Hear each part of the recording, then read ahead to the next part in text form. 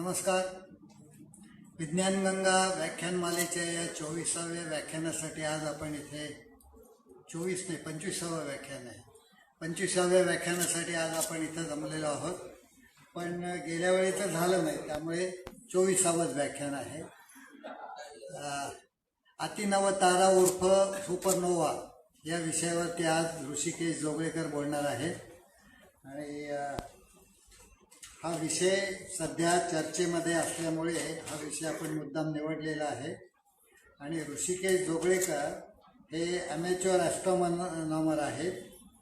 खगोल मंडळ म्हणून जे मुंबईमध्ये गेली 25 वर्षापेक्षा अधिक काळ काम करणारं हौशी आकाश निरीक्षकांचं मंडळ आहे, त्याच्यामध्ये ते गेल्या 20 वर्षापासून संबंधित आहेत. आत्तापर्यंत खगोलशास्त्राविषयी त्यांनी 500 भाषणं दिलेली आहेत. असं असूनही ते खास खगोलशास्त्रातले संशोधक असे नाहीत, पण आवड म्हणून ही गोष्ट त्यांनी जोपासलेली आहे. ते स्वतः कॉम्प्युटर सायन्समधले IIT खरगपूरचे degree holder, masters degree holder आहेत. आणखीन आर्टिफिशियल इंटेलिजन्स आणि बायो इन्फॉर्मॅटिक्स या विषयामध्ये त्यांनी काम केलेलं आहे. MTech केल्यानंतर त्यांनी TIFR डॉक्टर मयांक वाहिया यांच्याबरोबर काही काम केलेलं या खगोलशास्त्राच्या संदर्भामध्ये. त्यांचं astronomy, archaeo astronomy, pre history, Indus valley civilisation या संदर्भामध्ये काही लेख वेगळ्या वेगळ्या जर्नल्समधून प्रसिद्ध झालेले आहेत. त्यामुळे ऋषिकेश जोगळेकर आज ह्या विषयावरती बोलतील. तत्पूर्वी आपण असं करणार आहोत की 2 दिवसापूर्वी 14 जानेवारीला 14 मार्चला स्टीफन हॉकिंग यांचं निधन झालेलं आहे. तर त्यांच्याबद्दल पहिल्यांदा 5 मिनटं ऋषिकेश जोगळेकर बोलतील. त्यांना आपण श्रद्धांजली वाहूया. त्यांची 2 छायाचित्र आपण या इथं उपलब्ध केलेली आहेत. आणि नंतर मग ऋषिकेश जोगळेकर त्यांच्या ह्या विषयावरती मराठी, इंग्रजी असं दोन्ही भाषामधून बोलतील. सुरुवातीला त्यांचं आपण स्वागत करूया. ऋषिकेश जोगळेकर यांचा प्रतिष्ठानचे सरचिटणीस शरद काळे यांचं स्वागत करतील.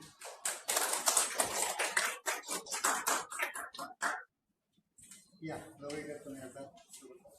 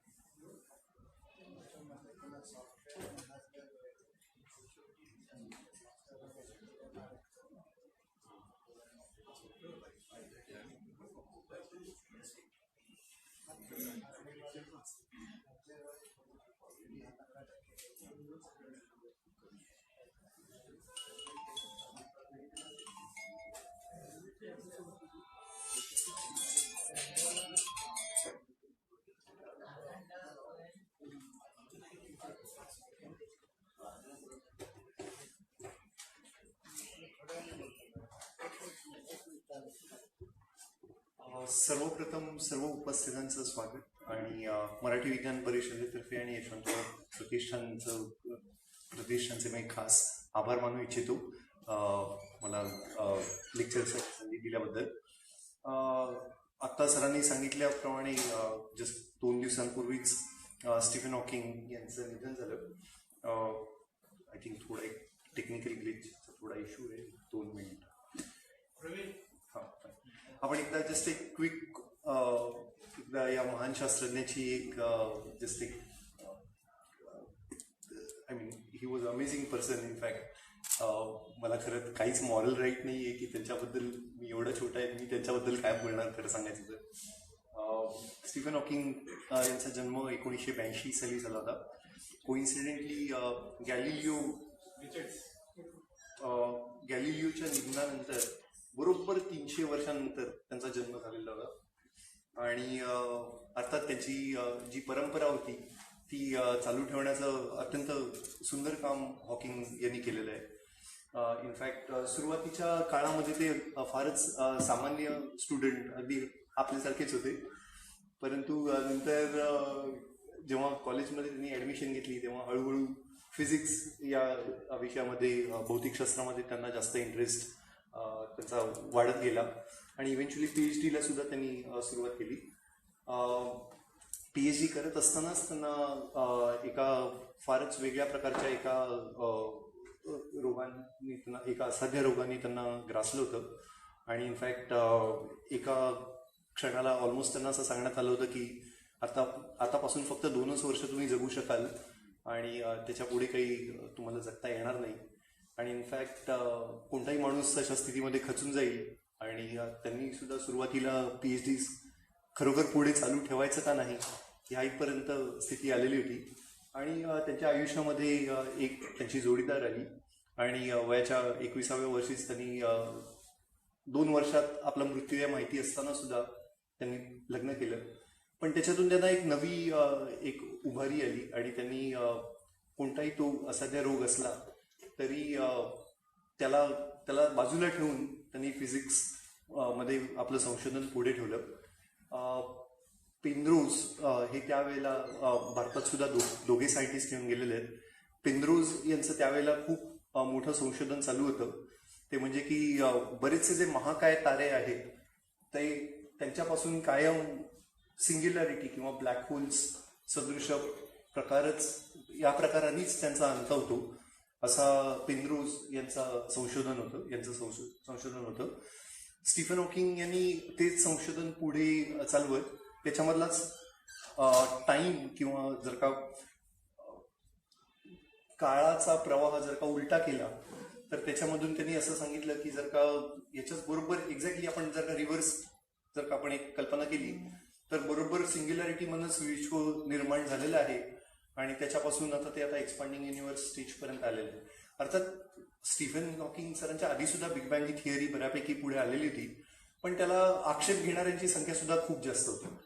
म्हणजे एकतर CMBR किंवा कॉस्मिक मायक्रोवेव्ह बॅकग्राऊंड रेडिएशन सारखे काही भाग आहेत जे अगदीच त्यावेळेला नवे जस्ट इनफॅक्ट 1965 मध्ये CMBRचा किंवा कॉस्मिक मायक्रोवेव्ह बॅकग्राऊंड रेडिएशनचा शोध लागला आणि स्टीफन हॉकिंगची PhD इनफॅक्ट 63 पासून झालेली आहे.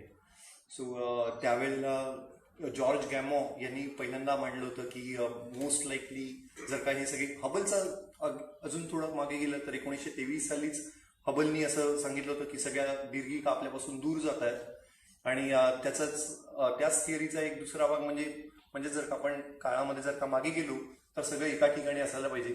पण अगदी खुद्द आईन्स्टाईन सुद्धा या थिअरीशी जास्त त्याचं काही फार पटलेलं नव्हतं, कारण थोडी जरी लॅटरल वेलोसिटी असेल तरी सुद्धा त्या सगळ्या दीर्घिका एकमेकांपासून एकाच पॉईंटपासून ओरिजिनेट न होता त्या एकमेकांना मिस करून वेगळ्या ठिकाणी आधीच्या काळातलं विश्व एक वेगळंच असेल अशी आईन्स्टाईनची कल्पना होती. आणि अर्थात बाकीचे सुद्धा बरेच शास्त्रज्ञ होते ज्यांची कल्पना बिग बँगला फार मिळती-जुळती नव्हती. पण अर्थात स्टीफन हॉकिंगच्या संशोधनानंतर मात्र एक नियमित दिशा येऊन की नक्की बिग बँग मध्येच झालेलं आहे आणि मग त्याच्यातून पुढे बिग बँग झालेला असेल तर मग त्याच्यामध्ये ॲझम्पशन्स खूप जास्त होती. त्याच्यामध्ये गृहीतकांची संख्या खूपच जास्त होती आणि त्याच्यातून मग वेगवेगळ्या सायंटिस्टनी येऊन त्याच्यामधली एक एक ही जी काही गृहीतकं आहेत ती त्या थिअरीमधून काढून टाकायचं काम केलं. त्याच्यातूनच पुढे ग्रँड युनिफिकेशन थिअरी आली किंवा त्याच्यानंतर इन्फ्लेशनची थिअरी आली. आता एक डिबेट त्याच्याबद्दल सुद्धा चालू आहे विज्ञान विश्वामध्ये की इन्फ्लेशन खरोखरच झालेलं होतं का त्यावेळेला. आणि इनफॅक्ट स्टेनहार्ड नावाचा जो सायंटिस्ट आहे ज्यांनी जो त्या 3 सायंटिस्ट पैकी एक होता, ॲलन गुथचं नाव आपल्याला माहिती असतं इन्फ्लेशनच्या बाबतीत. अर्थात या इन्फ्लेशनचा आपल्या दैनंदिन इन्फ्लेशनशी काही संबंध नाही, पण एक विज्ञान विश्वाला आता सध्या एक ढवळून काढण्यात येतंय. आणि इनफॅक्ट हॉकिंग यांचा जस्ट काही आठवड्यांपूर्वीच एक लेख प्रसिद्ध झाला होता ज्याच्यामध्ये त्यांनी इन्फ्लेशन थिअरीच्या बाजूनी एक अगदी त्यांची स्ट्रॉंग बाजू घेऊन त्याच्याबद्दल विश्लेषण केलेलं होतं. अर्थात तो डिबेट आता चालूच राहील. अनफॉर्च्युनेटली हॉकिंग सरांचं त्याच्यामधलं कंट्रीब्युशन तेवढं दाखवलं जाणार.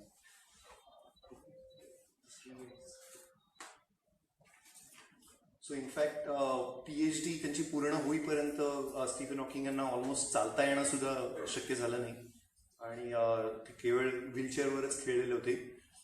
त्याच्या पुढे पुढे त्यांचा हळूहळू आवाज सुद्धा जायला लागला आणि इनफॅक्ट फक्त जे त्यांच्या निकटवर्तीय होते फक्त त्यांनाच त्यांच्याशी कम्युनिकेट करून त्यांना काय म्हणायचं हे सांगता येत असे.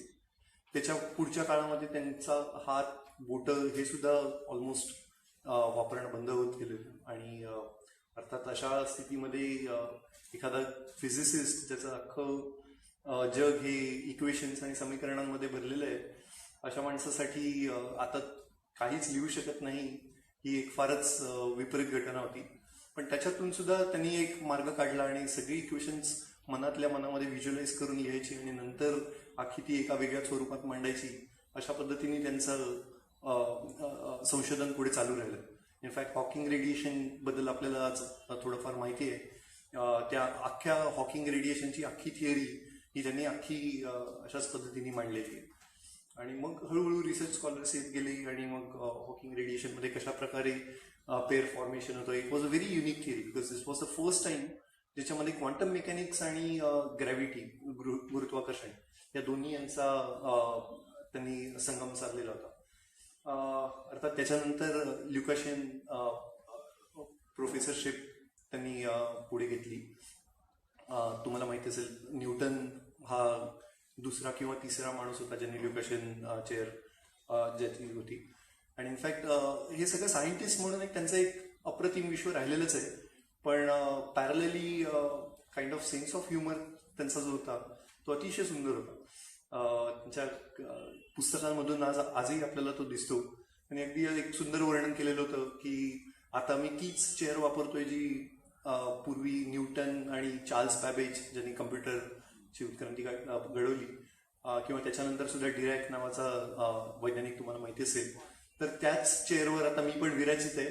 फक्त एक थोडासा फरक आहे, त्यांच्या व्हीलचेअरला मोटर नव्हती, माझ्या व्हीलचेअरला मोटर आहे. सेन्स ऑफ ह्युमन अशा अवस्थेत सुद्धा कायम ठेवणं एक खरोखरच मोठा भाग होता. किंवा अगदी साध्या साध्या संकल्पना सुद्धा ते इतक्या सुंदर पद्धतीने सांगायचे की जर का आपल्या पृथ्वीभोवती एखादं विमान फिरत राहिलेलं असेल तर गुरुत्वाकर्षणाच्या सिद्धांताप्रमाणे जनरल थिअरी ऑफ रिलेटिव्हिटी प्रमाणे टाइम डायलेट होतो. आणि त्याचा अर्थ एक्झॅक्ट काय सामान्यांपर्यंत त्यांनी पोहोचवण्यासाठी काय सांगितलं की जर का मी त्या विमानामध्ये असेल तर आता अर्थात ग्रॅव्हिटी नावाचा पिक्चर येऊन गेलेला आहे, आपल्याला थोडाफार अंदाज आहे टाइम डायलेशनचा. पण त्यावेळेला त्यांनी सांगितलं होतं की जर का एक असा माणूस फिरत ठेवला आणि तर जेव्हा ते विमान लँड होईल तोपर्यंत तो बराच तरुण वयात असेल ॲज कम्पेअर्ड टू जे पृथ्वीवरच राहिलेले. पण अर्थात विमानातलं खाऊन खाऊन तो म्हातारा झालेला असेल तो भाग वेगळा. सो हा जो त्यांचा वेट किंवा असा जो सेन्स ऑफ ह्युमरचा भाग होता अगदी साध्या साध्या कन्सेप्टमध्ये सुद्धा असे एक मिश्किल विनोद घालायचे तो भाग अत्यंत परिणामकारक होता. 88 साली त्यांचं ब्रीफ हिस्ट्री ऑफ टाइम, नंतर 99 मध्ये युनिव्हर्स इन अ नटशेल हे पुस्तक प्रसिद्ध झालं होतं. आणि इनफॅक्ट कोणत्याही सायंटिफिक पुस्तक म्हटलं की एक साधारण सामान्यापर्यंत पोचत नाही असा एक असायचं काही कारण नाही, पण एक साधारण असं असतं. पण स्टीफन हॉकिंगच्या बाबतीत मात्र हे अपवादात्मक ठरलं आणि त्याचे जवळपास 1 कोटी कॉपी खपल्या गेल्या. इनफॅक्ट 2009 साली त्यांनी हे आपलं पद सोडलं आणि त्याच्यानंतर in fact he was so sport. In fact zero ग्रॅव्हिटीमध्ये सुद्धा जाऊन त्यांनी तिकडचा थरार अनुभवला होता नासाबरोबर. आज आपण अगदी फार कॉन्फिडेंटली सांगतो की युनिव्हर्सचा जन्म 13.7 बिलियन वर्षापूर्वी झालेला आहे, अब्ज वर्षापूर्वी झालेला आहे आणि त्याच्यानंतर CMBR झालं, त्याच्यानंतर गॅलेक्सी फॉर्मेशन झालं. पण हे जे सगळं आज आपण जे विश्वाचं चित्र आज दाखवतो ते त्याच्यामध्ये स्टीफन हॉकिंग यांचा सिंहाचा वाटा आहे. इनफॅक्ट 2001 मध्ये स्टीफन हॉकिंग TIFR मध्ये आले होते आणि इनफॅक्ट षण्मुखानंदमध्ये त्यांचं पब्लिक लेक्चर होतं आणि त्याच्या आदल्या दिवशी त्यांचं TIFR मध्ये लेक्चर होतं आणि त्यावेळेला मी जस्ट असा 2nd का 3rd इयर इंजिनिअरिंगमध्ये होतो आणि त्यावेळेला मला त्यांना भेटायची संधी मिळाली होती. मी त्यांना प्रश्नसुद्धा विचारला होता. इनफॅक्ट प्रश्न साधा सुद्धा युनिव्हर्समध्ये आधी तारे आले का आधी दीर्घी का आल्या, पण तो प्रश्न विचारता विचारता मी एवढा गोंधळून गेलो होतो आणि एवढा कॉन्शियस झालो होतो एवढ्या मोठ्या सायंटिस्टला कसं विचारायचं. आणि in fact he was constantly looking at me. फक्त मी कसा बसा प्रश्न विचारला, त्याच्यानंतर ते काय बोलले मला काही फार कळलं नाही. मला फार खेद वाटत होता की थोडं जरा लक्ष दिलं असतं तर कधी छान झालं असतं. इनफॅक्ट त्याच्यानंतर त्यांनी मला फोटो सुद्धा काढून दिले. तो एक ॲज अ पर्सन म्हणून he was completely a different person. आणि even in the field of science, artificial intelligence, वेगवेगळे कन्सेप्ट त्याच्यामध्ये फार त्यांची मतं प्रतिम होती. इनफॅक्ट विश्वनिर्माता कोणी आहे का नाही आणि त्याची गरज आहे का नाही याच्याबद्दल सुद्धा त्यांची फार एकदम अशी स्ट्रॉंग मतं होती. इनफॅक्ट वरून दुसरा कोट आहे तो मला स्वतःचा खूप आवडत आहे. I have noticed even people who claim everything is predestined, that we can do nothing to change it, look before they cross the road. So ते त्याच्यामध्ये सुद्धा जसं सेन्स ऑफ ह्युमरचं आपण जस्ट एक त्यांना एक आदरांजली होऊया, एक 30 सेकंद उभं राहून.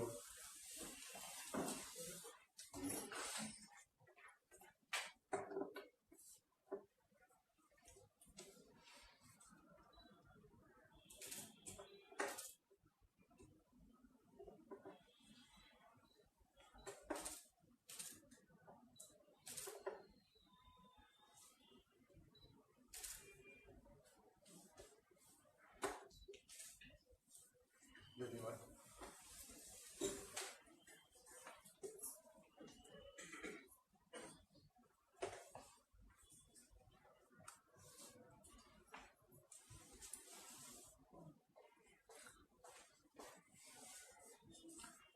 आपण सुपरनोवावरच्या किंवा अतिनव ताऱ्यावरच्या लेक्चरला सुरुवात करूया, व्याख्यानाला सुरुवात करूया. सुपरनोवा म्हणजे काय, अतिनव तारा म्हणजे काय हे आपण या लेक्चरमध्ये बघूच थोडं पुढे जाऊन. त्याच्या आधी काहीतरी एक अशी विशिष्ट घटना झाली ज्याला एका थिअरीमध्ये टिपिंग पॉईंट असं म्हटलं जातं. ह्या विषयावरचं जो आमचं जे मेन संशोधन होतं ऑलमोस्ट 2007-2008 साली बऱ्यापैकी आमचं संशोधन झालं होतं. ॲक्च्युअल पेपर पब्लिश होईपर्यंत अजून थोडा काळ गेला. 2013 मध्ये आमचा पब्लिश झाला होता आणि एक प्रत्येक एका न्यूजचा एक लाईफ सायकल असतं त्याप्रमाणे वी आर ओव्हर इट. ठीक आहे, झालं आपला पेपर पब्लिश झाला आहे, we moved on, we started working on different areas in astronomy. आणि अचानक 8 जानेवारीला जस्ट 2 महिन्यापूर्वी अचानक सगळ्या न्यूजपेपर्समध्ये ट्विटर, फेसबुक, ही जी नवी मीडियम्स आलेली आहेत, अगदी फॉरेन मीडिया, सगळ्यावर अचानक ह्या प्रकारची न्यूज यायला लागली. थोडं आम्ही पण अवघडून गेलो होतो आणि आम्हाला पण एकदम आश्चर्य वाटत होतं आता अचानक कसं काय झालं की सुपरनोवाची बातमी आता लीक होते. लीक झाल्यानंतर ही बातमी आल्यानंतर सुद्धा वेगवेगळ्या प्रकारच्या रिएक्शन्स येत गेल्या. काही जणांनी खरोखर ॲप्रिशिएट केलं. प्रोबेबली त्यावेळेचा जो आमचा पेपर होता तो जास्त जणांपर्यंत पोचलेला नव्हता. त्यांनी खरोखरच ॲप्रिशिएट केलं. त्याच वेळेला काही जण होते त्यांनी त्याच्यामधले फ्लॉज किंवा त्रुटी काढायचा प्रयत्न केला. त्याच वेळेला काही जणांनी अगदी टिकलिंग द फनी बोन्स म्हणतात या पद्धतीने त्याच्यामध्ये अरे कदाचित त्यावेळेचा माणूस कोणीतरी कदाचित जास्त प्यायला असेल आणि त्यांनी 2 सूर्य काढले या इथपर्यंत सुद्धा ट्रोलिंग सुद्धा झालेलं आहे. तर आणि उलट चौथा अँगल सुद्धा होता की याच्यामध्ये रिजनल कन्स्पिरसी आहे, याच्यामध्ये भारतातून हा एवढा जुना लागलेला हा शोध आहे आणि कदाचित त्याच्यामध्ये पण कदाचित काही दुसरं एलिमेंट आहे की काय असं सुद्धा काही जणांना शंका येत होतं. अर्थात बरेचसा त्याच्यामधला कन्स्ट्रक्टिव्ह क्रिटिसिझम घेऊन आम्ही काम पुढे चालू ठेवलं. इनफॅक्ट माझं रुपारेल कॉलेजमध्ये सुद्धा लेक्चर झालं होतं मागच्या महिन्यामध्ये. इनफॅक्ट तिकडच्या मुलांनी फार सुंदर रांगोळी तिकडे काढली होती ज्याच्यामध्ये हे सुपरनोवाचं चित्र काढलेलं होतं. तर before we go into the research, how exactly we concluded that we have discovered oldest supernova record. Oldest supernova रेकॉर्डचा म्हणजे किती मागचा आहे तर जवळपास 4500 ते 5000 वर्ष मागचा सुपरनोवा हा माणसांनी बघितलेला आहे आणि तो त्यांनी रॉक आर्टवर नोंदवून ठेवलेला आहे असं या संशोधनाचं स्वरूप आहे. आणि अर्थात त्याचा बेस म्हणून जे बऱ्याच ठिकाणी जे चित्र दाखवलं गेलं ते हे चित्र होतं. अर्थात स्वाभाविक आहे आपण सुद्धा लहान असताना आय एम शुअर अशाच प्रकारची काही चित्र काढली असतील. तर त्याच्यामध्ये सो आपण ह्या लेक्चरमध्ये 2 किंवा 3 भाग बघणार आहोत. एक भाग म्हणजे बेसिकली या सुपरनोवा किंवा अतिनव तारा म्हणजे काय असतं. दुसऱ्या भागामध्ये आपण बघणार आहोत एक हिस्ट्रीचा एक इतिहासाचा एक थोडक्यात आढावा घेणार आहोत. आणि तिसऱ्या भागामध्ये मी परत संशोधनावर येऊन एक्झॅक्टली आम्ही हे कन्क्लुजन कसं काढलं आणि याला महत्व काय हा तिसऱ्या भागामध्ये आपण घेऊ. तर सुपरनोवा म्हणजे काय असतं तर अगदी एका वाक्यात सांगायचं झालं तर ताऱ्याचा स्फोट असतो. ओके, तर ताऱ्याचा स्वतःचा एक जीवनक्रम असतो. तारे जन्माला येतात, ते आपलं आयुष्य व्यतीत करतात एका विशिष्ट पद्धतीने. त्याच्यानंतर त्या ताऱ्यांचा मृत्यू होतो. अर्थात हा जो ताऱ्यांचा मृत्यू असतो, जर का सूर्यासारखाच तारा बघितला हे अगदी 2 वाक्यात सांगायला अतिशय सोपं असतं. पण जस्ट आपल्या जो सगळ्यात जवळचा तारा आहे सूर्य, त्याची जर का आपण कल्पना करायला सुरुवात केली तर सूर्य कोणताही तारा हा साधारण ताऱ्याचं मुख्य आयुष्य असतं ते हायड्रोजनचं हेलियम कन्व्हर्जन मध्ये त्याचं बरंचसं आयुष्य जातं. ओके, तर सूर्य हा प्रति सेकंदाला जवळपास 500 अब्ज मेट्रिक टन एवढा हायड्रोजनचं हेलियम मध्ये कन्व्हर्जन करत असतो. आपण metric ton itself is like 1000 kg, it's a big unit. आणि 500 अब्ज मेट्रिक टन हायड्रोजनचं हेलियम मध्ये कन्व्हर्जन एका सेकंदाला होत असतं. आणि या रेटनी जरी त्यांनी चालू ठेवलं तरी जवळपास 9.5 अब्ज वर्ष लागतील सूर्याला. एवढं त्याच्यामध्ये हायड्रोजनचा साठा आहे. आणि कम्पेअर टू आपल्या गॅलेक्सीमध्ये जवळपास 1 बिलियन किंवा 100 बिलियनच्या आसपास सूर्यासारखे तारे आहेत. संपूर्ण विश्वाची गणती तर म्हणजे त्याच्या फारच पलीकडची आहे. आणि असं असताना सुद्धा सूर्य हा एवढा महाकाय आपल्याला वाटणारा जो तारा आहे तो फारच असा काठावर पास होणारा विद्यार्थ्यासारखा फार जेमतेम काठावर पास झालं. बरेचसे विश्वामधले जे तारे आहेत ते त्याच्यापेक्षा मोठ्या आकाराचे. तर असं असताना ताऱ्याचा जेव्हा मृत्यू होतो, अर्थात मी या स्लाइडवर कदाचित थोडं जास्त बोलतोय. ताऱ्याचा जेव्हा मृत्यू होतो तेव्हा काय होतं की हा हायड्रोजनचा एकदा साठा त्याचा संपला आणि जर का पुढे जे मूलद्रव्य आलेलं आहे त्या मूलद्रव्याचं जर का त्याच्या पुढच्या मूलद्रव्यामध्ये कन्व्हर्जन शक्य नसेल तर बेसिकली त्या ताऱ्याचा मृत्यू होतो. कारण मग गुरुत्वाकर्षणाच्या खाली तो तारा कोलमडत जातो आणि शेवटी त्या ताऱ्याचे 2 भाग पडतात. बाहेरचं आवरण असतं ते बाहेर पसरत जातं आणि सोडून दिलं जातं वातावरणामध्ये, बाहेरच्या स्पेसमध्ये. आणि जो त्याचा गाभा असतो किंवा कोर असतं ते कोर कॉन्ट्रॅक्ट होत जातं आणि त्याचा व्हाईट ड्वार्फ किंवा श्वेतबटू तारा तयार होतो. इनफॅक्ट याचं क्रेडिट सुद्धा सुब्रमण्यम चंद्रशेखर या एका भारतीय वैज्ञानिकाला जातं. आणि मला फार सांगताना कॉम्प्लेक्स येतो, त्यांनी अगदी वयाच्या 20व्या वर्षी हा शोध लावलेला आहे. काय कसं करतात थोडंच पण बेसिकली त्यांनी काय सांगितलं की 1.4 दशांश एवढ्या वस्तुमानापर्यंत जर का एखादा तारा असेल, ताऱ्याचं वस्तुमान सूर्याच्या 1.5 पटीपर्यंत असेल तर हा ताऱ्याचा मृत्यू हा श्वेतबटूच्या स्वरूपामध्ये असतो. पण त्याच्यानंतर श्वेतबटू तारा काही राहू शकत नाही. त्याच्यानंतर पुढे काय होईल ते त्यांनी डायरेक्टली सांगितलं नव्हतं. आणि इनफॅक्ट तेव्हा सुद्धा एक नवा वाद त्यांनी ओढून घेतला होता एडिंग्टनच्या बरोबर. नंतर सुब्रमण्यम यांच्या संशोधनाला मान्यता मिळाली आणि त्यांना नोबेल सुद्धा मिळालं. पण त्याच्यामुळे त्या कालखंडामध्ये नुकतंच फर्स्ट वर्ल्ड वॉर संपलेलं होतं आणि परत वैज्ञानिकांनी विज्ञानावर लक्ष केंद्रित करायला सुरुवात केलेली होती. ताऱ्यांच्या स्ट्रक्चर्सबद्दल बरंचसं संशोधन हे त्या काळामध्ये झालेलं आहे. तर कोणत्याही ताऱ्यांचा अभ्यास करताना बेसिकली त्या ताऱ्याचे कॅरेक्टरिस्टिक काय आहेत हे तपासलं जातं. आणि हे तपासताना आपल्याला असं आढळून आलं की जर का ताऱ्याचं सरफेस टेम्परेचर किंवा पृष्ठभागाचं तापमान आणि त्याची ल्युमिनॉसिटी किंवा त्याची दीप्ती, तेजस्विता, याचा जर का आपण एक आलेख काढला तर आपल्याला बऱ्यापैकी ताऱ्यांच्या स्वरूपाबद्दल अंदाज येतो. अजून एक मी स्टोरी सांगू इच्छितो. एक एफिमेरा नावाचा एक कीटक असतो. अगदी शॉर्ट लाईफ असतं. आपल्या कंपॅरिझनमध्ये एक एफिमेराचा कीटक जन्माला आल्यापासून एका दिवसामध्ये मरतो.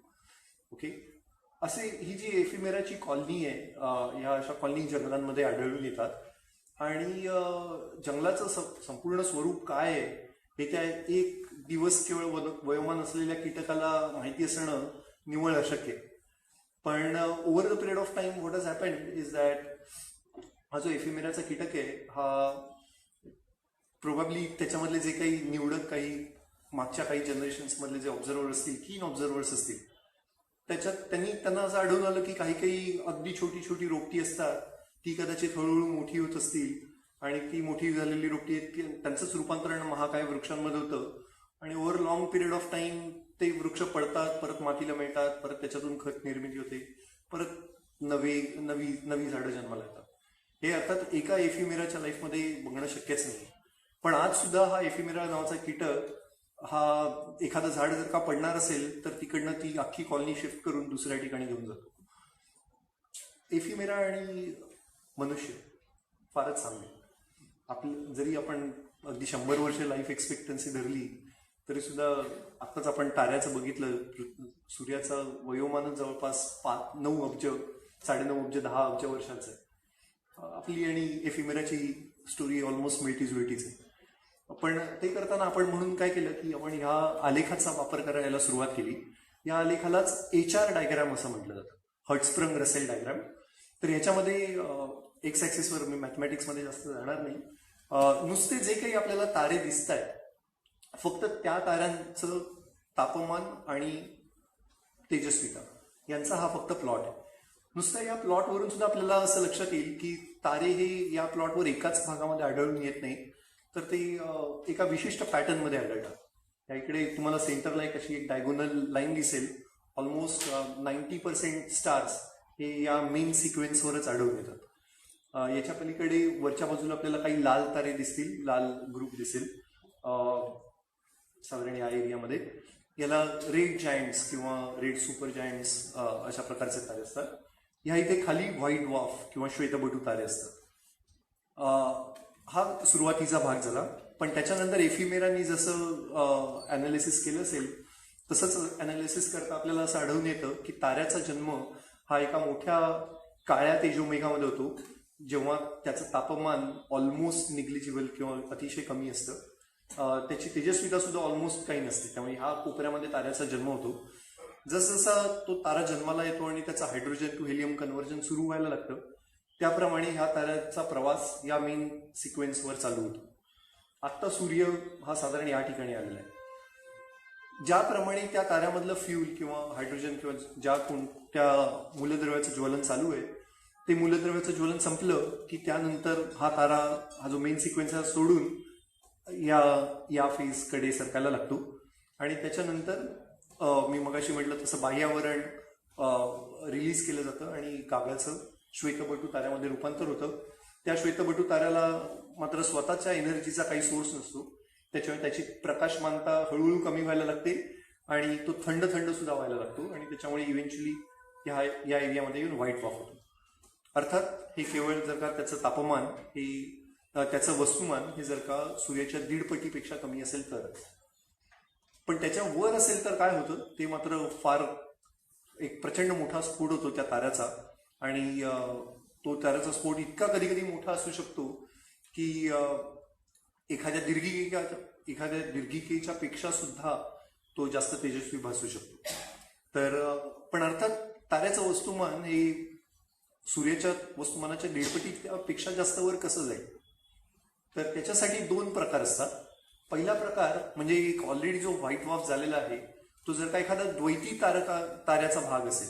द्वैती तारा म्हणजे काय की 2 तारे एकमेकांभोवती फिरत असतात आणि त्याच्यापैकी एक तारा आहे तो व्हाईट वॉर्फ होतो किंवा श्वेतबटू ताऱ्यामध्ये येऊन त्याचा मृत्यू होतो. त्याचं वस्तुमान 1 इनफॅक्ट विश्वामधले 90% तारे हे सूर्याच्या दीडपटीच्या वस्तुमानाच्या खालीच आहे. ओके, त्यामुळे आपल्याला आकाशामध्ये श्वेतबटू तारे प्रमाणाबाहेर आढळतात. मे बी सगळे आपल्याला ऑब्झर्व करता येत नाही, पण याचं प्रमाण भरपूर जास्त आहे. पण आता काय होतं की जर का एखादा तारा, जो दुसरा तारा आहे द्वैती ताऱ्यामधला, त्या द्वैती ताऱ्याचं जर का over the period of time red जायंटमध्ये रूपांतर झालं तर त्याचं वातावरण मोठं होत जातं आणि त्याचं वस्तुमान खेचलं जातं आणि त्याच्यामुळे हा जो आत व्हाईट वॉर्फ होता त्याचं वस्तुमान वाढायला लागतं. आणि त्याच्यामुळे जेव्हा ते चंद्रशेखर लिमिटला क्रॉस करतं तेव्हा अर्थात ते लिमिट एकदा क्रॉस झालं की पुढच्या काही चेन रिएक्शन्स होतात आणि त्याच्यावरनं सुपरनोवा आपल्याला बघायला मिळतो. यालाच टाईप 1 सुपरनोवा असं म्हटलं जातं. दुसऱ्या प्रकारचा सुपरनोवा असतो जो जर का तारा मुळातच जर का मॅसिव्ह असेल, जर का सूर्याच्या वस्तुमानाच्या 10 पटी एवढा मोठा असेल किंवा त्याच्यापेक्षा सुद्धा मोठा असेल, तर over the period of time हायड्रोजनचं हेलियममध्ये बर्निंग कम्प्लीट झाल्यानंतर हेलियमचं पुढे बर्निंग सुरू राहतं किंवा सफिशियंट टेम्परेचर तयार होतं आणि त्याच्यामुळे त्याचं कार्बन, नायट्रोजन, ऑक्सिजन या बाकीच्या एलिमेंट्समध्ये रूपांतर होत जातं. इनफॅक्ट आपण आज पिरियडिक टेबल आपल्याला बऱ्यापैकी माहिती आलेली आहे. बरेच वर्षांच्या संशोधनानंतर, केमिस्ट्रीमधल्या संशोधनानंतर आपल्याला बऱ्यापैकी मूलद्रव्यांचा अंदाज झालेला आहे. इनफॅक्ट मराठी विज्ञान परिषदेतर्फे या मूलद्रव्यांच्या वर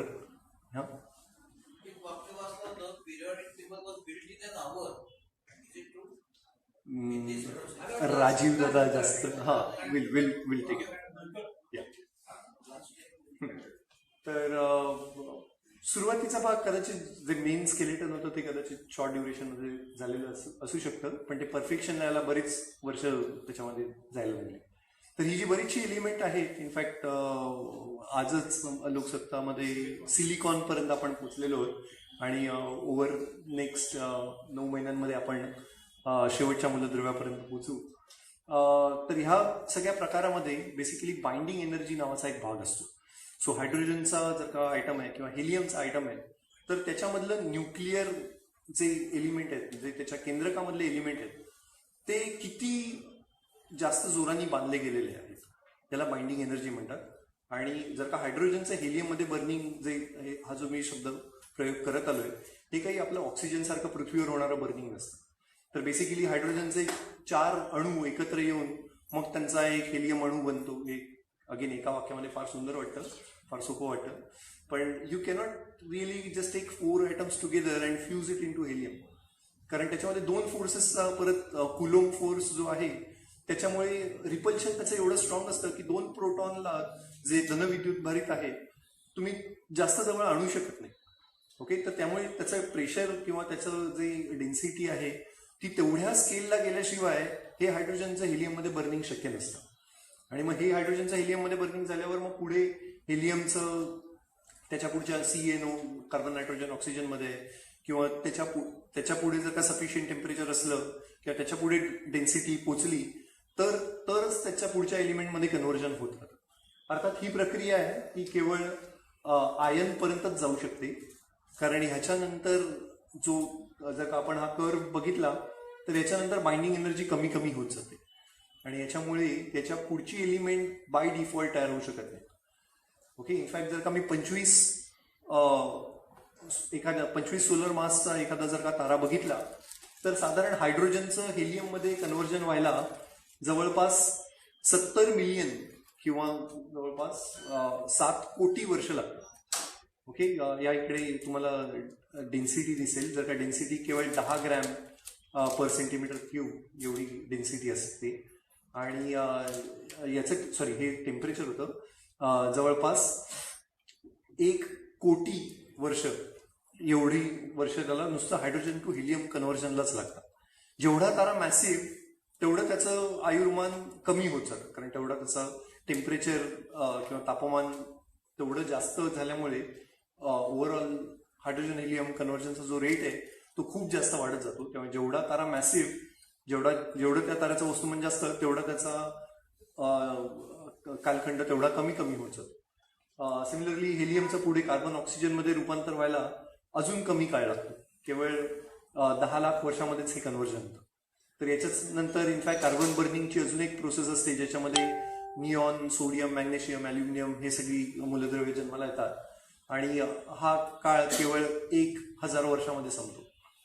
त्याच्यानंतर जी पुढचं जसं पुढची एलिमेंट्स निर्माण होत जातात, टेम्परेचर अजून जास्त वाढलेलं असतं आणि neon to oxygen, manganese kind of thing फक्त 3 वर्षामध्ये होऊन जातं.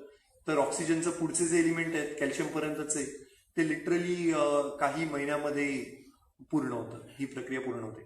आणि त्याच्यानंतर ही जी सिलिकॉन टू निकेल हे जे ऑपरेशन आहे हे लिटरली 5 दिवसामध्ये संपतं. ओके, याच्यानंतर काय होतं तर हा थोडा मॅथमॅटिक्सचा भाग जास्त आहे, याच्यामध्ये पाहिजे तर हा थोडा आपण स्किप करू शकतो.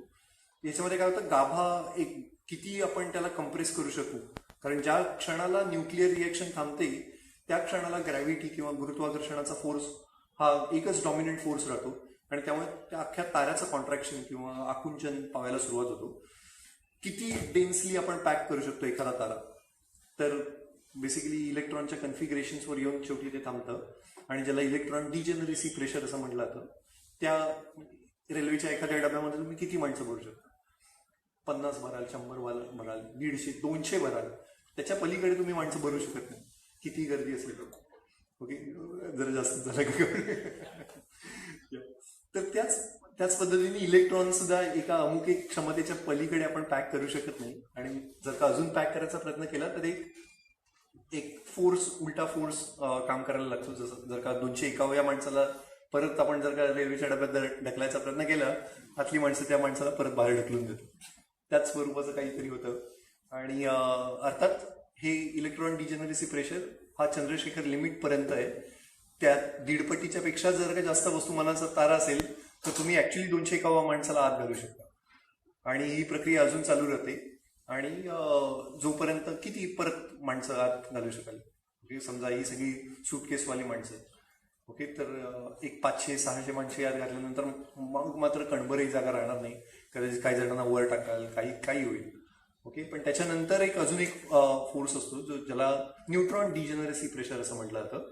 त्या न्यूट्रॉन डिजेनरसी प्रेशरच्या नंतर मात्र अख्ख्या ताऱ्याची डेन्सिटी ही न्यूक्लिअर डेन्सिटी पर्यंत येऊन पोचते. न्यूक्लिअर डेन्सिटी म्हणजे जी प्रोटॉन न्यूट्रॉनची जी डेन्सिटी आहे तेवढ्या डेन्सिटी पर्यंत येऊन पोचते.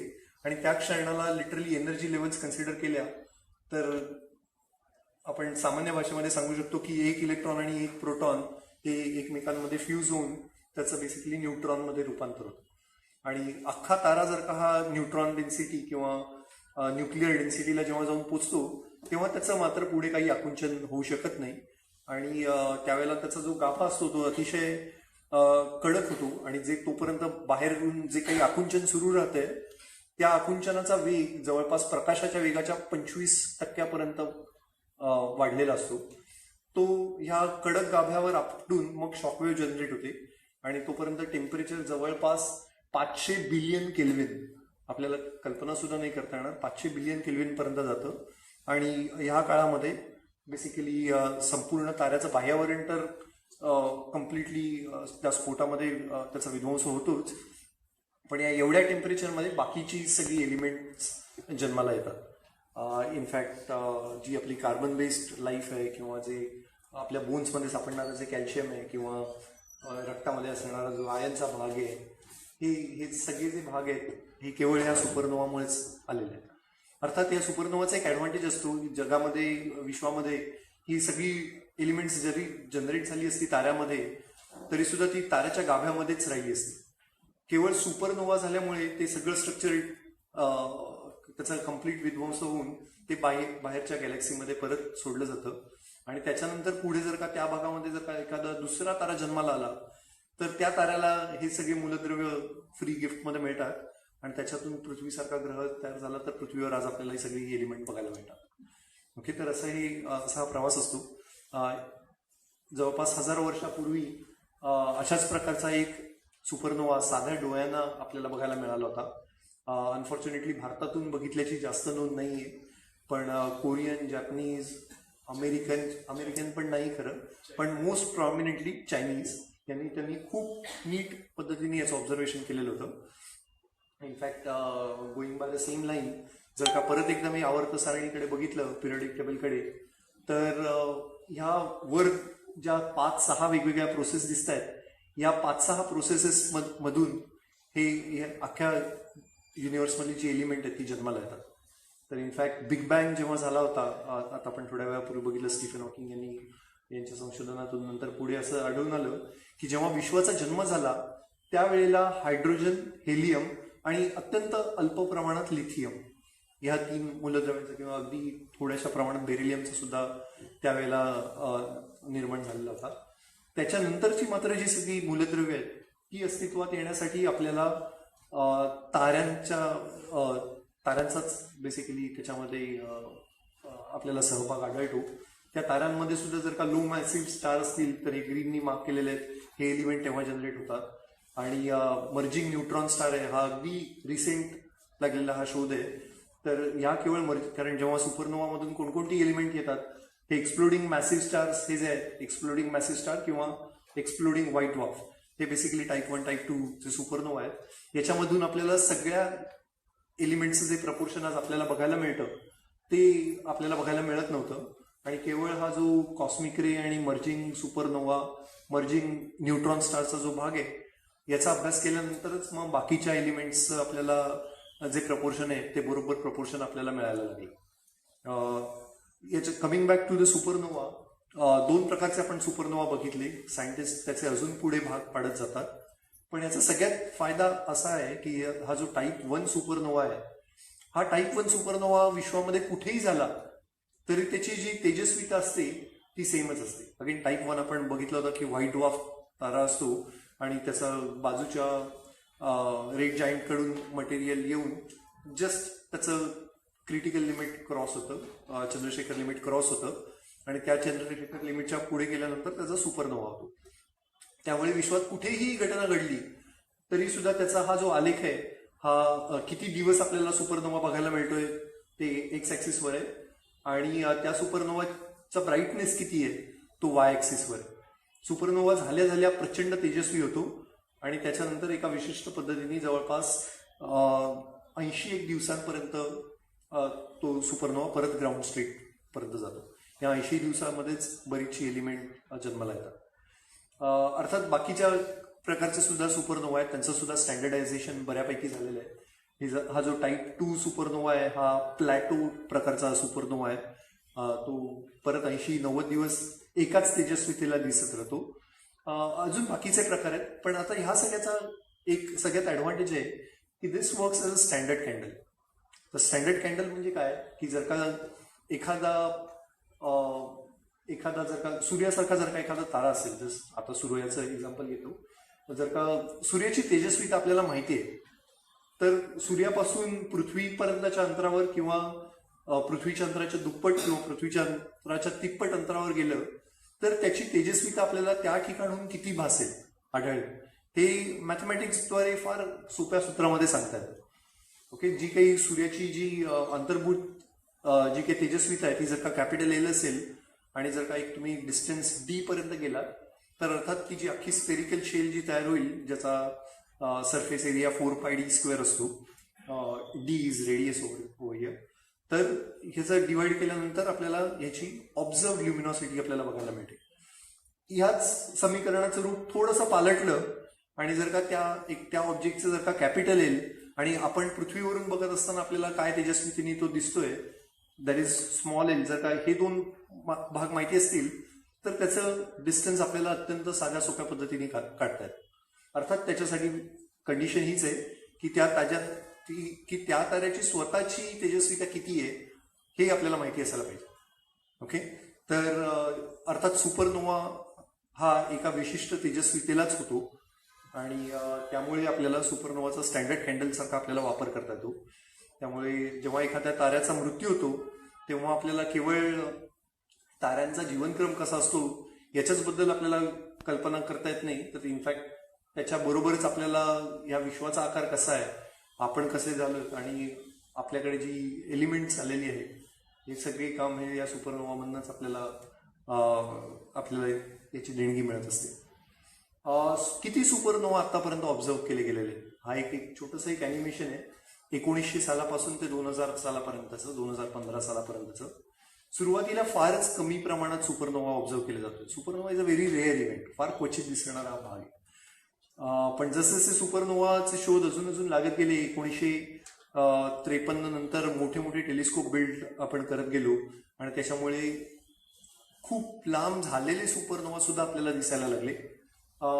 त्याच्यानंतर स्पेस एज आल्यानंतर हबल स्पेस टेलिस्कोप सोडल्यानंतर आणि बाकीचे टेलिस्कोप त्यांचं नेटवर्किंग इंटरनेट वगैरे सगळं आल्यावर तुम्हाला जस्ट त्या तिकडे माहितीचा एक एक्सप्लोजन बघायला मिळेल की प्रमाणाबाहेर सुपरनोवाची इन्फॉर्मेशन आपल्याला मिळत गेली आणि त्याच्याचमुळे आपल्याला हे सगळं स्टँडर्डायझेशन स्टँडर्ड कॅन्डल्स याचा सगळं आपल्याला वापर करता यायला लागला आणि आपल्याला विश्वाचा आवाका किती आहे याचा अंदाज आपल्याला केवळ सुपरनोवामुळे चालेल.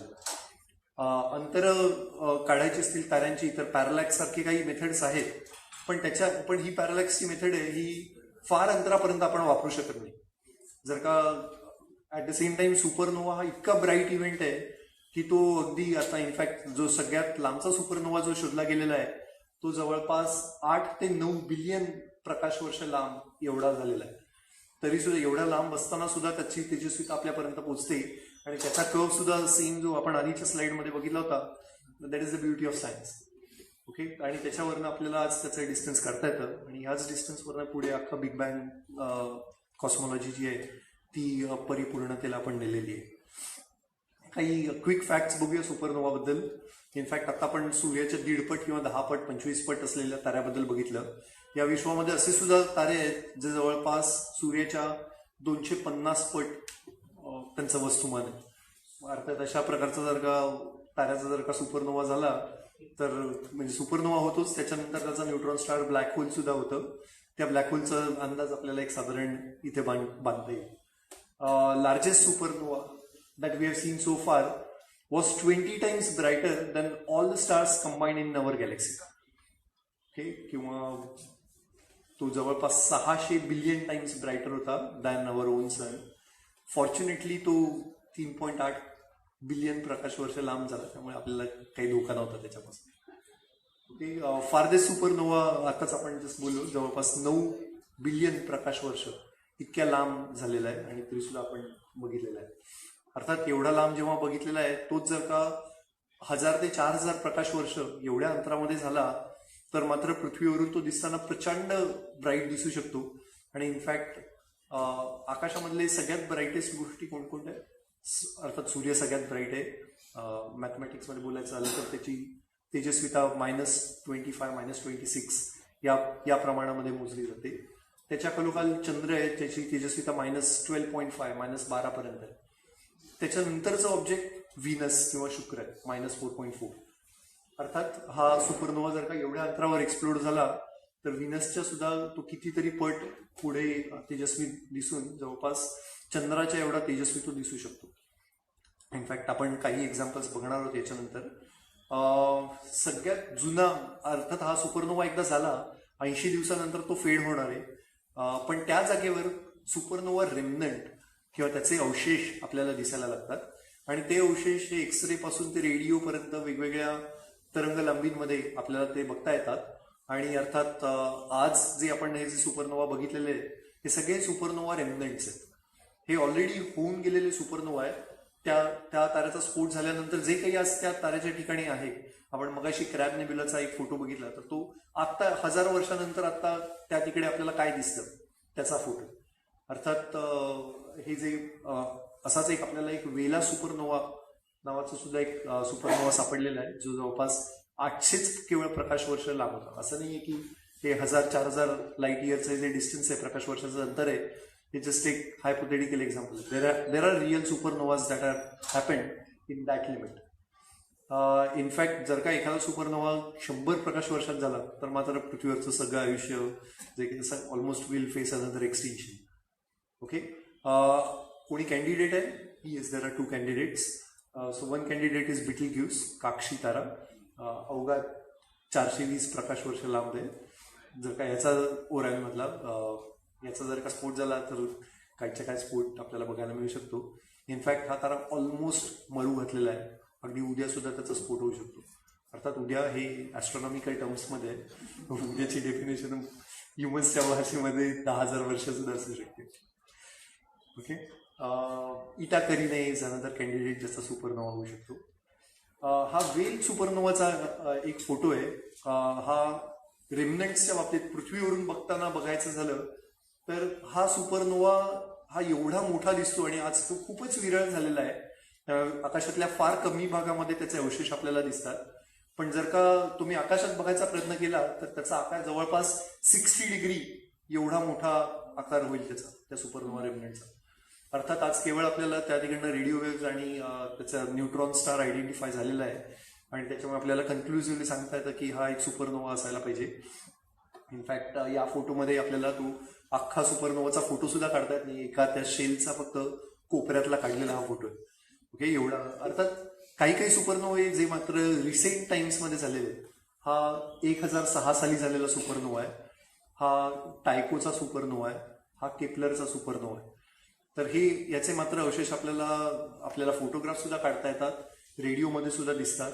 इनफॅक्ट माझा डोंबिवलीचा मित्र आहे केदार सोनी म्हणून, इनफॅक्ट त्यांनी रेडिओ अँटेना बनवलेली आहे आणि त्या रेडिओ अँटेनामध्ये याचे सिग्नल सुद्धा कॅच होतात. ओके, सो हे आपल्याला ऑब्झर्व करता येण्यासाठी. सगळ्यात महत्वाचा सुपरनोवा झाला तो मात्र लार्ज मेकॅनिक क्लाउडमध्ये झाला. ही आपलीच एक उपदीर्घिका आहे. आपली जी आकाशगंगा आहे त्याच्याभोवती बऱ्याच बाकी छोट्या छोट्या आकाशगंगा फिरत असतात, बाकी छोट्या दीर्घिका फिरत असतात. त्याच्यापैकी एक लार्ज मेकॅनिक क्लाउड नावाची दीर्घिका आहे. त्याच्यामध्ये 1987 साली हा सुपरनोवा झाला आणि इनफॅक्ट त्याचं खूप डिटेलमध्ये ऑब्झर्वेशन केलं गेलं आणि आज सुद्धा याचे अवशेष हबलनी काढलेला हा फोटो आपल्याला इथे दिसतोय. त्याच्यामध्ये तो अजूनही जागृत आहे, त्याच्यामध्ये अजूनही एलिमेंट कन्व्हर्जन चालू आहे.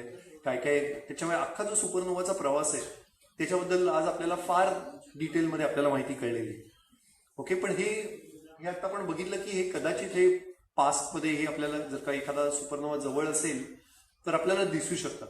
पण याची जी वर्णन आहे ही फार डिफ्यूज लँग्वेजमध्ये लिहिलेली असतात. आकाशामध्ये अचानक एक नवा तारा आला किंवा अशा पद्धतीची. इनफॅक्ट याला आज आपण जरी सुपरनोवा म्हणतो त्या काळामध्ये त्याला नवा आलेला तारा, गेस्ट स्टार, नवा तारा, नवतारा असंच म्हणायचे. आणि जे खूप ब्राईट असणारे जे तारे, असे नवतारे असायचे, त्याला अतिनवतारा असं नाव पडलेलं होतं. इनफॅक्ट हे केवळ ऑब्झर्वेशनवर नाही, त्या आपल्याला काहीही कल्पना नव्हती की हे एक्झॅक्ट सुपरनोवा काय असायचं. ओके, आतापर्यंत हे असे गेस्ट रेकॉर्डचे बरेच रेकॉर्ड चायनीज आणि कोरियन त्या तिकडच्या निरीक्षकांनी नोंदवलेले आहेत. अर्थात सगळेच काही गेस्ट स्टार हे सुपरनोवा नसतात. काही त्याच्यापैकी काही कॉमेट सुद्धा असू शकतात, काही दुसरी ब्राईट ऑब्जेक्ट सुद्धा असू शकतात. UFO आपण इथे डिस्कस करत नाही, ते डोंट एक्झिस्ट. सो पण बेसिकली याच्यामधला जर का ह्या रेकॉर्ड्सच्या प्रमाणे जर का आपण उलटा प्रवास केला की आता कोणते रेमनंट्स असे होऊन गेले की जे आता आपल्याला दिसतात आकाशामध्ये आणि त्या रेमनंट्सवरून त्या मागासच्या अॅनिमेशनमध्ये तुम्ही बघितलं असेल लिटरली हजारो सुपरनोवे आज आपण बघितलेले आहेत. केवळ आपल्याच गॅलेक्सीमधले नाही, दुसऱ्या गॅलेक्सीमधले अगदी विश्वाच्या सीमेपर्यंतचे आपण सुपरनोवे बघितलेले आहेत. ओके, त्याचा अभ्यास करताना आपल्याला असं जाणवतं की तो सुपरनोवा त्यावेळेला किती तेजस्वितेचा असेल, त्याचं आताचं अंतर किती आहे, त्याचं वय किती आहे, हे सगळं आपल्याला आता काढता येऊ शकतं. आणि ह्याचं आता हे जर का बॅक ट्रॅकिंग केलं की आता हे मला रेकॉर्ड्स माहिती आहे, तर आता ह्या रेकॉर्डवरून आकाशातल्या त्या सुपरनोवा रेमनंट्स मधला कोणता सुपरनोवा आहे जो ह्या कालखंडाशी मॅच होतो, असं केलं तर एक्झॅक्टली आपल्याला व्हॅलिडेट करता येतं की याच्यामधला प्रोबॅबली हा जो रेकॉर्ड आहे याला करस्पॉन्डिंग सुपरनोवा रेमनंट आपल्याला कोणताच सापडत नाही. मग कदाचित तो नुसताच नोव्हा असू शकतो किंवा कदाचित एखादा कॉमेट असेल किंवा दुसरं काही ब्राईट ऑब्जेक्ट असेल, but it was not supernova. But whereas there are 6 candidates मागच्या 2000 वर्षामध्ये किंवा अगदी सगळ्या रेकॉर्डिंगमध्ये बघितले तर केवळ 6 ते 7च सुपरनोवा यांचं ऑब्झर्वेशन आपण नोंदवून ठेवलेलं आहे. अनफॉर्च्युनेटली भारतातल्या नोंदी फार आढळत नाही. पण याच्याच मधले 3 सुपरनोवे आपण बघितले होते. हा क्रॅबचा सुपरनोवा होता. जेव्हा तो परमोच्च तेजस्वितेला होता तेव्हा त्याची तेजस्विता -6 म्हणजे शुक्राच्या पेक्षा ब्राईट एवढी होती. याच्या जस्ट 51 वर्ष आधी 1006ला माणसांनी बघितलेला सगळ्यात तेजस्वी सुपरनोवा झालेला होता. त्याची तेजस्विता -10 होती. आज आपण चंद्राची तेजस्विता म्हणतो -12 आहे, but it is spread over a distance. So त्याच्यामधल्या इंडिव्हिज्युअल जर का भागाची जर का तेजस्विता बघितली तर ती बरीच कमी असते. फॉर एक्झाम्पल जर का चतुर्थीच्या चंद्राची तेजस्विता बघितली तर ती जवळपास परत -5 -6च्या आसपास असते. मग याच्या कंपॅरिझनमध्ये जस्ट तुम्ही कल्पना करा की एक अत्यंत तेजस्वी एकच तारा आहे ज्याची मॅग्निट्यूड -10 आहे, तर हा किती ब्राईट असेल. ओके, असंच आम्ही भारतामध्ये याच्या नोंदी कुठे आढळतात याचा आम्ही अभ्यास करत होतो. आणि अर्थात संस्कृत स्क्रिप्ट्स आहेत त्याच्यामध्ये काही, किंवा आपल्या इथे कोर्ट ॲस्ट्रॉनॉमर किंवा राजाच्या दरबारात एक ज्योतिषी ठेवलेला असायचा, जो ज्याचं कामच ह्या सगळ्या अशा घटनांचा मार्गक्रम ठेवायचा आणि एक्लिप्स कधी होणार आहे वगैरे यासारख्या घटना प्रेडिक्ट करायच्या, अशा पद्धतीचं त्याचं काम असायचं. त्यामुळे अशा काही याच्यामध्ये, किंवा अकबराच्या काळामध्ये सुद्धा एक सुपरनोवा होऊन गेलेला आहे, जो केपलरचा सुपरनोवा होता, तो अकबर कंटेम्पररी होता. पण अनफॉर्च्युनेटली त्याच्या कोणत्याही नोंदींमध्ये आपल्याला हा 3 अवतार आढळत नाही. आणि अर्थात हा आमचा शोध पुढे पुढे चालू राहिला. अजून काही रेफरन्स मिळतात का, किंवा अजून काही मागे संस्कृतमध्ये काही आर्यभट्टाच्या जस्ट 100-1 वर्ष आधी एक सुपरनोवा झालेला आहे, पण त्याचे आर्यभट्टीमध्ये त्याचा काही रेफरन्स आढळत नाही. तर मग असंच आम्ही पुढे वेगवेगळे आम्हाला काही क्लू मिळतात का असं आम्ही बघत होतो. आणि त्याच वेळेला मला बुर्झा होम या ठिकाणी एक्स्केव्हेशन झालेलं आहे, आणि त्या ठिकाणी एक वेगळ्याच प्रकारची एक प्रतिमा मिळालेली आहे, एक रॉक आर्ट मिळालेलं आहे, खडक चित्र किंवा पाषाण चित्र ज्याला म्हटलं जातं, अशा प्रकारचं मिळालेलं आहे. आणि त्या खडक चित्रावर एक हंटिंग सीन आहे. आपण त्या चित्राकडे जाऊ थोड्या वेळाने. तर अशा पद्धतीची आम्हाला जस्ट एक जुजबी माहिती कुठून तरी कळली, आणि त्याच्यावरून आम्ही त्याचा अभ्यास पुढे सुरू केला. तर ही जी सेटलमेंट आहे ही बुर्जपत्र आपल्याला माहिती असतात. आपल्या आपण जेव्हा स्क्रिप्टला सुरुवात झाली तेव्हा बुर्जपत्रांवर नोंदी लिहून ठेवायचं प्रमाण जास्त असायचं. आणि इनफॅक्ट ह्या गावामध्ये बुर्जपत्रांची झाडं खूप जास्त आहेत. त्या बुर्जवरूनच इनफॅक्ट त्याचं नाव बुर्झा होम असं पडलेलं आहे. श्रीनगरपासून अवघ्या 16 किलोमीटरमध्ये च्या परिघावर जस्ट सिटीच्या बाहेर हा भाग आहे. आणि इनफॅक्ट 2दा याचं एक्स्केव्हेशन करण्यात आलं. तर याचा कालखंड हा जवळपास 3000 BC ते 1000 BC एवढा, म्हणजे जवळपास 2000 वर्षाचा कालखंड आहे. आपल्याला आपली प्रगती माहिती आहे मागच्या 2000 वर्षात किती झालेली आहे, पण अर्थात जसं आपण इतिहासात जायला लागतो तसतशा इतिहासाच्या आपल्या कल्पना आणि एकूण सामुदायिक कल्पना या इतक्या वेगवेगळ्या लेवलला जायला लागतात. आणि त्याच्यातून अजून रिलिजियस टेक्स्ट असल्यामुळे आपल्याला आपल्या इतिहासाचा अंदाज इतका आपला बिनसत जातो की नक्की पृथ्वीवर काय झालं होतं आणि खरं काय झालं होतं, what was the real story, त्याची सांगड घालणं फार कठीण होत जातं. तर हीच एक कल्पना देण्यासाठी मी जस्ट एकदा थोडक्यात एक इतिहासाचा एक आढावा घेतो. पृथ्वीची निर्मिती, आता मी एकच टाइम युनिट वापरणार आहे, कारण टिपिकली 3 वेगवेगळ्या शास्त्रांचा याच्यामध्ये वापर केला जातो. जिओलॉजी किंवा भूगोलशास्त्र, भूगोल आहे, त्याच्यानंतर ज्याच्यामध्ये त्याच्यानंतर आर्किओलॉजी आहे, आणि जीवशास्त्र आहे. या 3 शास्त्रांचा एकत्र अभ्यास केल्याशिवाय आपल्याला त्याची एक सुसूत्रता त्याच्यामध्ये आणता येत नाही. ओके, आणि त्याच्यामध्ये आणण्यासाठी मी एकच आता एक युनिट वापरणार आहे, lakh years before present. Okay, lakh years before present हे मी जस्ट एक कन्व्हिनियन्सनी घेतलेलं आहे. तर पृथ्वीचा जन्म किंवा सूर्यमालेचा जन्म जवळपास 45,000 लाख वर्षापूर्वी झाला. Again if you convert you will get the time period as 4.5 billion years. You can convert it. त्याच्यानंतर पृथ्वी थंड हळूहळू होत गेली आणि जवळपास जे युनिसेल्युलर लाईफ किंवा एकपेशीय सजीव जे पहिले जन्माला आले, समुद्रामध्ये जास्त जन्माला आलेले होते, ते जवळपास पहिल्या 10,000 लाख वर्षामध्येच जन्माला आले. ओके, आणि त्याच्यानंतर अर्थात हे जे होते हे त्याला ॲनोरोबिक बॅक्टेरिया असं म्हटलं जातं. ते ऑक्सिजनशी त्याचा काही संबंध नसतो. कम्प्लीट ऑक्सिजन विरहित श्वसन तर नाहीच आहे इनफॅक्ट, पण त्यांना बेसिकली ऑक्सिजनची आवश्यकता नसते. तर ऑक्सिजन पहिल्यांदा हा पृथ्वीवर जास्त कधी आला, कारण पृथ्वीच्या वातावरणामध्ये ऑक्सिजनला खूप वर्ष जायला लागली. इनफॅक्ट भूगोलामध्ये ग्रेट ऑक्सिजनेशन इव्हेंट नावाचा एक इव्हेंट झाला की ज्याच्यामध्ये सुरुवातीला फोटोसिंथेसिस सुरू झालं समुद्रीय जीवांमध्ये, आणि पण नंतर तेव्हा जो ऑक्सिजन जनरेट व्हायचा तो त्या पाण्यामधल्या आयर्न किंवा बाकीची जी जे क्षार असायचे त्यांच्यामध्ये जाऊन ते परत ते क्षार सगळे खाली सेडिमेंट होऊन बसायचे समुद्राच्या तळाला, आणि जो काही ऑक्सिजन निर्माण होत होता तो सगळा त्याच्यामध्येच वाया जायचा. Over much longer period of time हा ऑक्सिजन बाहेर येऊन वातावरणामध्ये मिसळून हळूहळू आपल्याला जे काही कित्येक वर्षांचा काळ जायला लागला, आणि 25,000 लाख वर्षापूर्वीच केवळ जे आता आपल्याला कंपोजिशन वातावरणाचं आढळतं ते याला म्हणजे जर का मी याला एक कॅलेंडर म्हटलं तर जवळपास 6 महिने तर नुसतंच ऑक्सिजन वातावरणात येण्यासाठी गेले होते. आणि त्याच्यानंतर सुद्धा काही फार वेगळं घडलं नाही. 5,400 लाख वर्षापूर्वी कॅम्ब्रियन एक्सप्लोजन नावाचा एक घटना महत्वाची मानली जाते. या घटनेच्या नंतरच जे काही आपल्याला फ्लोरा नाही पण जो फॉनाचा जो प्रकार आहे तर तो आपल्याला केवळ या कॅम्ब्रियन इव्हेंटच्या नंतरच बघायला मिळतो.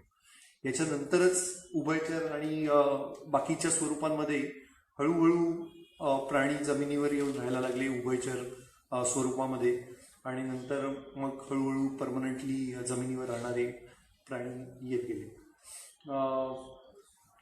अर्थात या आपल्या अख्ख्या इतिहासामध्ये खूप एक्सटिंक्शन्स झालेले. इनफॅक्ट एक्सटिंक्शन म्हणजे सगळ्यात वर्स्ट एक्सटिंक्शन झालेलं आहे पर्मियन काळाच्या शेवटी झालेलं. इनफॅक्ट भूगोलाची जी वेगवेगळ्या काळांची जी नावं ठेवलेली आहेत ती एक्सटिंक्शनच्याच वेळेला त्यांचा बेसिकली पुढचा काळ आपण मानला जातो. तर इनफॅक्ट हे जे एक्सटिंक्शन झालं होतं 2,500 लाख वर्षापूर्वी, त्याच्यामधले पृथ्वीवरचे जवळपास 96% सगळ्या स्पेसीज या नष्ट झालेल्या होत्या आणि केवळ 4% स्पेसीजच राहिलेल्या होत्या. इनफॅक्ट त्याच्या आधी सुद्धा याच्यामध्ये मी जास्त दाखवलं नाहीये, अजून एक पॉईंट दाखवतो की लॉरेशिया आणि 2 खंड होते आणि नंतर ते एकत्र होऊन त्याचा पॅन्जिया नावाचा नवा खंड तयार झाला. ही घटना ही साधारण 3,500 लाख वर्षापूर्वी घडलेली. ओके, आणि त्याच्यानंतर मग हे 96% हे एक्सटिंक्शन इतकं भयंकर होतं की पुढचं जवळपास 300 लाख वर्षापर्यंत काहीच पुढे उत्क्रांत किंवा पुढचे जीव पुढच्या प्रगत स्वरूपामध्ये पुढे येऊ शकले नाहीत. आणि त्याच्यानंतर आले ते डायनासोर्स होते. डायनासोर्सच्याच बरोबर बाकीचे सुद्धा जीव होते. त्याच्यानंतर अजून एक एक्सटिंक्शन झालं. या एक्सटिंक्शनमध्ये मात्र बरेचसे जे बाकीचे सजीव होते ते नष्ट पावत गेले आणि या डायनासोर्स हे एकमेव पृथ्वीवर प्रॉमिनंट ज्यांनी अख्खं पृथ्वी पादाक्रांत केली होती असं आपल्याला म्हणता येईल ते सजीव आले. त्यांचा सुद्धा याच्यानंतर जवळपास 1,300 लाख वर्षापूर्वी पहिल्यांदा फ्लॉवर किंवा फुलांनी ज्यांचं पुनरुत्पादन होऊ शकतं अशा प्रकारचा झाडांची जी उत्क्रांती आहे ही अवघ्या 1,300 लाख वर्षांपूर्वी झालेली. आणि जो क्रिटेशियस पॅलिओजेनिक एक्सटिंक्शन या नावाने जो प्रसिद्ध थिअरी आहे ज्याच्यामध्ये डायनासोर्सचा अंत झाला आणि केवळ डायनासोर्स नाही तर पृथ्वीवरच्या जवळपास 76% स्पेसीज या त्या एक्सटिंक्शनमध्ये नष्ट झाल्या, ज्याच्यामध्ये डायनासोर्सचा सुद्धा सहभाग होता. अर्थात त्याच्यानंतर जे काही रेमनंट्स ऑफ डायनासोर्स जे काही राहिलेले होते तेच पुढे उत्क्रांत होत होत त्यांचेच आता पक्षी झालेले आपल्याला दिसतात. इनफॅक्ट जे काही कावळा चिमणीपासून जे कबुतरापासूनचे जे पक्षी आहेत इनफॅक्ट ते राहिलेले आहे या डायनासोर पासून पुढे उत्क्रांत झालेले. अर्थात डायनासोर जरी एक्सटिंक्ट झाले तरी इव्होल्युशन थांबत नाही आणि त्याच्यातूनच पुढे इनफॅक्ट मॅमल्सना किंवा सस्तन प्राण्यांना पुढे उत्क्रांत होण्यासाठी आपल्याला स्कोप मिळाला. इनफॅक्ट पॅन्जिया बद्दल एक जस्ट एक ॲनिमेशन दाखवू इच्छितो. ही थिअरी याच्यामधल्या ह्या किती थिअरी आहेत ज्या आपल्याला ॲक्च्युली प्रूव्ह करता येतात. तर याच्यामध्ये एकूण एक हे जे मी दाखवलेलं आहे हे सगळं आपल्याला वेगवेगळ्या प्रकारच्या उत्खननांमधून त्याच्या कार्बन डेटिंगमधून या सगळे आपल्याला रिव्हेरीफाय करतात. ह्या 1-2 घटना किंवा 1-2 ठिकाणीच उत्खनन झालं आणि त्याच्यावरून शोध लावलेला आहे आणि ही आपली कालप्रणाली आलेली आहे असं काही नाही. विश्वामध्ये नाही, पृथ्वीवरच्या बऱ्याचशा भागांमध्ये उत्खनन करून जर का सगळ्या ह्याच्यामध्ये जर का युनिफॉर्म रिझल्ट मिळत असतील तरच तो कालखंड आणि पृथ्वीवरच्या भूगोलाचं कसं पुढे काळ गेलेला आहे त्याचा आपल्याला अंदाज बांधता येतो. इनफॅक्ट हे लॉरेशिया आणि याचा जो पॅन्जियाचा जो जी थिअरी आहे ही थिअरी आपल्याला कशी व्हेरीफाय करता येते. तर जे काही उत्खनन करून आपल्याला सापडतात त्याचे पॅटर्न हे आपल्याला या स्वरूपामध्ये सापडतात. आणि या स्वरूपामध्ये साठवण्यासाठी आपल्याला असा निश्चित अंदाज मानता येतो की पूर्वी काही लाख वर्षापूर्वी हे सगळे खंड एकत्र असायला पाहिजे. ओके. आणि this is again reverifiable, just one line of thought नाहीये, ते अनेक भागांनंतरच आपल्याला त्याचं व्हेरिफिकेशन करता येतं. त्याच्यानंतर अर्थात मॅमल्सचं प्रमाण पृथ्वीवरचं वाढत गेलं आणि त्याच्यानंतर मॅमल्समध्ये सुद्धा कितीतरी भाग आधीचे होते. अवघ्या 300 लाख वर्षापूर्वी मंकीज हे पहिल्यांदा माकड हे जास्त सेपरेट झालं आणि त्याच्यानंतर त्याच्या वेगवेगळ्या ब्रँचेस आहेत. मी खाली त्याची चित्र टाकलेली आहेत. मराठीमध्ये आपण किंवा माहिती नाही आपलं थोडं अज्ञानाचा भाग थोडासा असा असतो की आपण या सगळ्याच भागांना माकड म्हणतो, की जो मॅकेक असो किंवा गिबन असो किंवा ओरांगुटान असो किंवा गोरिला असो, these are all different species. Okay. they all are not categorized as monkeys. Okay, if you start categorizing all of them as monkeys, then yes, even humans are monkeys. In fact आपल्याला काही उदाहरणं बघायला मिळतात, तसं काही debate सुद्धा त्याच्यावरनं झालेले.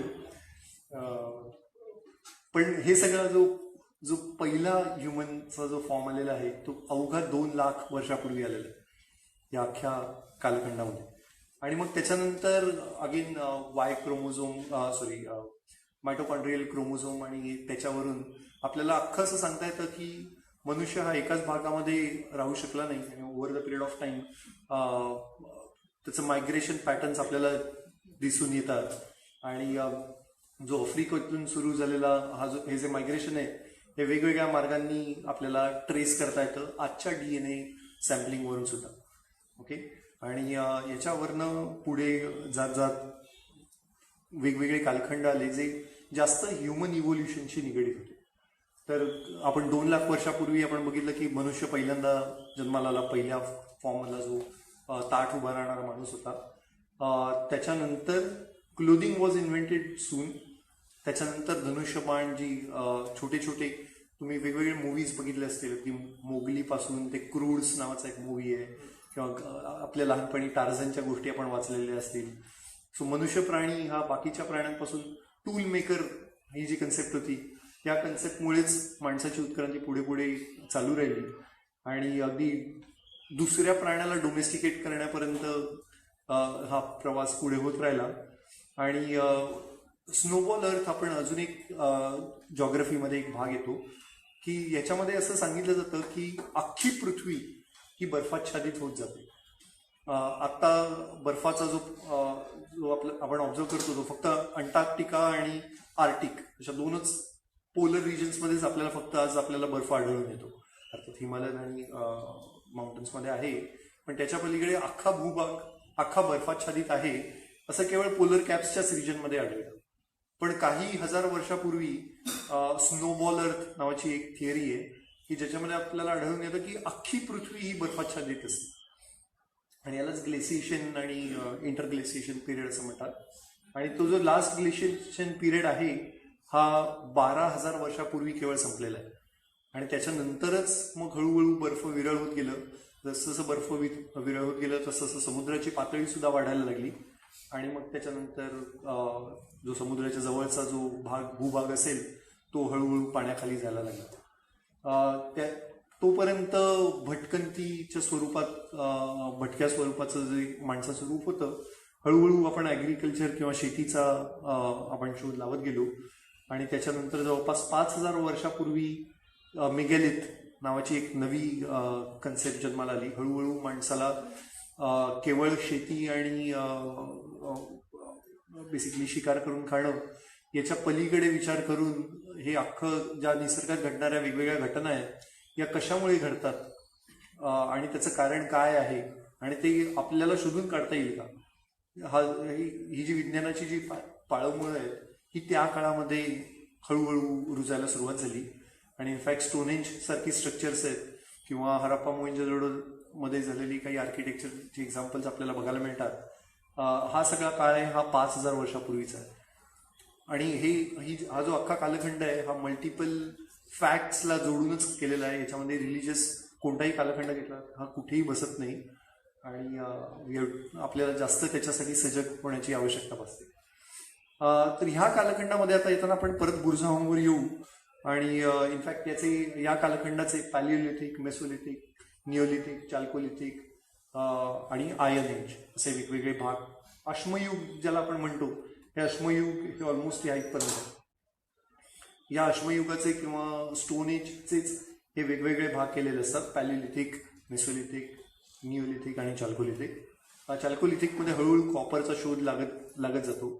अगदी साधं एक्झाम्पल घ्यायचं झालं तर नॉट रिली सायंटिफिक एक्झाम्पल, पण परशुरामाचा परशु हा आयन आल्याशिवाय ही स्टोरी अस्तित्वात येऊ शकत नाही. आणि त्यामुळे परशुराम जी काही स्टोरी असेल, जरी तो प्रत्यक्षात अस्तित्वात असता तरी he cannot be dated back this time. Okay, त्याच्यानंतर कालगणना तुम्ही विचार करू शकता, but let's not diverge into that discussion. It will be a subject of open discussion soon. Coming back to Burzahom, तर बुरझाहोमचा कालावधी हा आपल्याला या कालगणनेमध्ये 3000 BC ते 1000 BC या काळामध्ये आढळतो. 4 वेगवेगळ्या प्रकारच्या चे कालखंड त्याच्यामध्ये धरले जातात. आणि इनफॅक्ट सुरुवातीला जेव्हा याचं उत्खनन सुरू झालं तेव्हा एक फार आश्चर्यकारक एक त्या तिकडे घटना मिळाली की त्या काळातले लोक हे जमिनीच्या वर राहत नसत घर बांधून. इनफॅक्ट जमिनीच्या खाली खड्डे खणून त्या खड्ड्यांमध्ये राहत असत. त्या खड्ड्यांमधून बेसिकली श्वासोच्छवासासाठी, व्हेंटिलेशनसाठी वेगवेगळे उपाय होते. इनफॅक्ट त्या खड्ड्यात आत जाण्यासाठी स्टेअरकेस सारखी स्ट्रक्चर सुद्धा होती. आणि अशा प्रकारची जीवनशैली होती. त्याच्यानंतरचा जो दुसरा पिरियड आहे त्या पिरियडमध्ये मात्र ते लोक हळूहळू वर येऊन राहायला लागले. त्याच वेळेला हळूहळू बरियल्स सुद्धा अस्तित्वात यायला लागली. बरियल्स म्हणजे दफन करणं, आणि दफन केल्या जाणाऱ्या माणसाला काहीतरी एक अवशेष आपण एक काहीतरी देणगी किंवा त्या स्वरूपामध्ये त्याच्या बाजूला ठेवून अगदी नीट दफन करून एका विशिष्ट ओरिएंटेशनमध्ये ठेवायचं. हे प्रकार हे त्या आसपास साधारण सुरू झाले. अगेन कालखंड 5000 वर्ष आत्ताच्या काळापासूनच्या मागे एवढाच आहे. ओके, कोणत्याही आपल्या एन्शियंट स्क्रिप्चर्समध्ये ही वर्णन आढळत नाही, कारण आपण त्याच्या बरेच पुढे आलेलो आहोत. Having sed that, carbon dating त्या सगळ्या ज्या दफन केलेल्या भागांमध्ये आपल्याला त्या हाडांचं कार्बन डेटिंग करून त्याचा निश्चित कालखंड आपल्याला सांगता येतो. आणि याच्याप्रमाणे केला तर तो 2400 BC पर्यंत येतो. ओके, अगेन ही अशा पद्धतीची ही पिट्स असायची, रूफ्स असायची. पण बेसिकली खड्डा करून जे काही लोक राहायचे ते जमिनीच्या खाली राहायचे. Again nothing to do with पाताळ, हे जस्ट 4 फूट 6 फूटच खाली होते, त्याच्या खाली नव्हतं. ओके, पिट्सचं स्वरूप काय असायचं, त्यांची व्हेंटिलेशन होल्स कशी असायची, त्याचं एक स्कीमॅटिक रिप्रेझेंटेशन आहे. त्याच्या पुढच्या पिरियडमध्ये मात्र आपल्याला थोडे ॲडव्हान्स भाग त्या सिव्हिलायझेशनचे बघायला मिळतात. तर या सिव्हिलायझेशनमध्ये आपल्याला नवे स्ट्रक्चरल पॅटर्न बघायला मिळतात. मी मगाशी सांगितलं तसं जे जमिनीच्या खाली राहायचे त्याच्याऐवजी जमिनीच्या थोडंसं वर येऊन राहायला लागलेले आपल्याला आढळून येतात. त्याच बुरझाहोमच्या भागामध्ये 4 वेगवेगळ्या भागांमध्ये हे पिरियड्स आहेत. 4 कालखंडात राहणारे वेगवेगळे लोक आहेत. हे जे अवशेष आहेत ते मी तुम्हाला मगाशी आता दाखवलं. त्याच पद्धतीने पॉटरी आणि चित्र ही या 2 अजून शाखा आहेत की ज्याच्यावरून एस्टिमेट केल्यानंतर त्यांचं सॉफिस्टिकेशन लेवल किती आहे. म्हणजे नुसतीच ती जी भांडी आहेत ती नुसतीच मी लहानपणी बनवायचो तशा भांड्यांसारखी दिसणारी आहे की थोडं पॉलिशिंग, ग्लेझिंग असलेली, म्हणजे त्यांनी त्या चक्राचा शोध लावलाय की नाही याचा आपल्याला अंदाज बांधता येतो. त्याचप्रमाणे चित्रांचं जे काही सॉफिस्टिकेशन आहे त्याप्रमाणे सुद्धा आपल्याला कालखंडाची निश्चिती करता येते. तर ही त्या काळातली पॉटरी आहे. त्याचं ग्लेझिंग वगैरे बघता I am sure you will gate amazed. Other than that त्या तिकडे आपल्याला 2 फ्लॅट स्टोन स्लॅब्स सापडल्या होत्या. जवळपास माझ्या लॅपटॉपच्या आकाराच्या जवळपास 1 फूट बाय 1.5 फूट आकाराची ही स्टोन स्लॅब आहे. कोपऱ्यातून तुटलेली होती आणि त्या स्टोन स्लॅबवर एक अशा प्रकारचं चित्र आढळून येतं. या चित्रामध्ये तुम्हाला दिसेल की एक प्रोबॅबली हंटिंग सीन चालू आहे. अर्थात खूप जुनं आहे हे चित्र. त्याच्यामधले जे काही एनग्रेव्हिंग्ज आहेत ते over the period of time deteriorate झालेले आहेत. त्यामुळे बऱ्याचदा याचं एक आर्टिस्ट डेपिक्शन काढून घेतलं जातं, जे राईट साईडला दाखवलेलं आहे. त्या चित्रामध्ये छान एक हंटिंग सीन झालेला आहे, दाखवलेला आहे. याच्यामध्ये राईट साईडला एक माणूस आहे, जो माणूस किंवा स्त्री आहे जी प्रोबॅबली एक भाला मारते. त्या तिकडे एक हरिण किंवा स्टॅग आहे. लेफ्ट साईडला एक धनुर्धारी माणूस आहे, अर्थात बोचा शोध, धनुष्याचा शोध त्यावेळेला लागलेला आहे. इथे मागच्या बाजूला कदाचित एक कुत्रा सुद्धा दिसतोय, त्यामुळे डोमेस्टिकेशन सुद्धा झालेलं आहे कुत्र्याचं.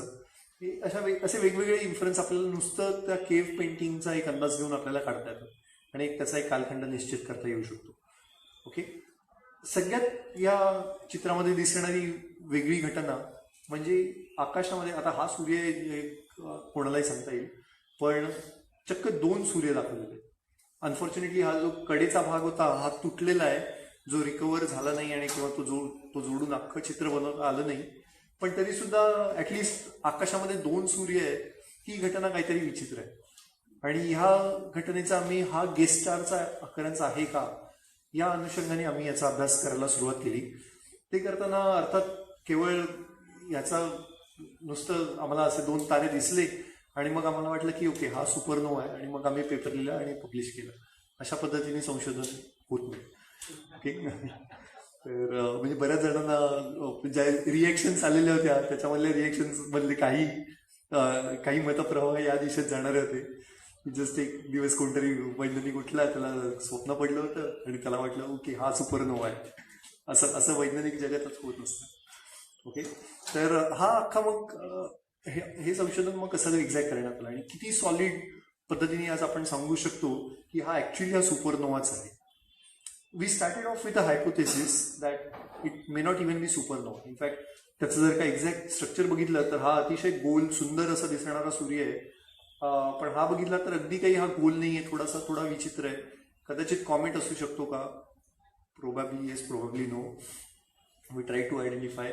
पण त्या काळामधले कोणतेही कॉमेट्सचा असा काही एवढ्या ब्राईट असलेला, म्हणजे तो ब्राईट किती असायला पाहिजे तर सूर्याला कम्पेरेबल त्याचा ब्राईटनेस असायला पाहिजे, तरच अशा पद्धतीचं चित्र काढता येईल. अर्थात जे सुरुवातीचं हा जो दगड एस्केवेट केला गेलेला होता हा जवळपास 1965 साली एस्केवेट केलेला होता. आणि त्यावेळेच्या याच्यामध्ये नुसतंच त्यांनी असं दाखवलेलं होतं की हा एक शिकारीचा हा सीन आहे, हंटिंग सीन आहे. प्रोबॅबली त्याची सुरुवात झाली तेव्हा सूर्य इथे होता आणि जेव्हा हंटिंग संपलं तेव्हा तो सूर्य इथे आलेला होता. As simple as that. You don't have to go into complication and hallucinations and illusions. Okay, but we started with a hypothesis that maybe this could be a supernova. So if this is a supernova, how can we identify? आपण मगाशी काही slides पूर्वी बघितलं होतं की कोणत्याही सुपरनोवाचा जर का रेकॉर्ड जर का एखादा असेल तर आता आपल्याला कोणकोणते रेमनंट दिसतात आकाशात, त्या सगळ्या रेमनंट्सचं एज काढून त्याचं डिस्टन्स काढून आपल्याला त्याचे ठोकताळे बांधता येतात. आम्ही तेच करायला सुरुवात केलं. ग्रीन सुपरनोवा कॅटलॉग नावाचा एक या सुपरनोवा रेमनंट्सचा कॅटलॉग आहे.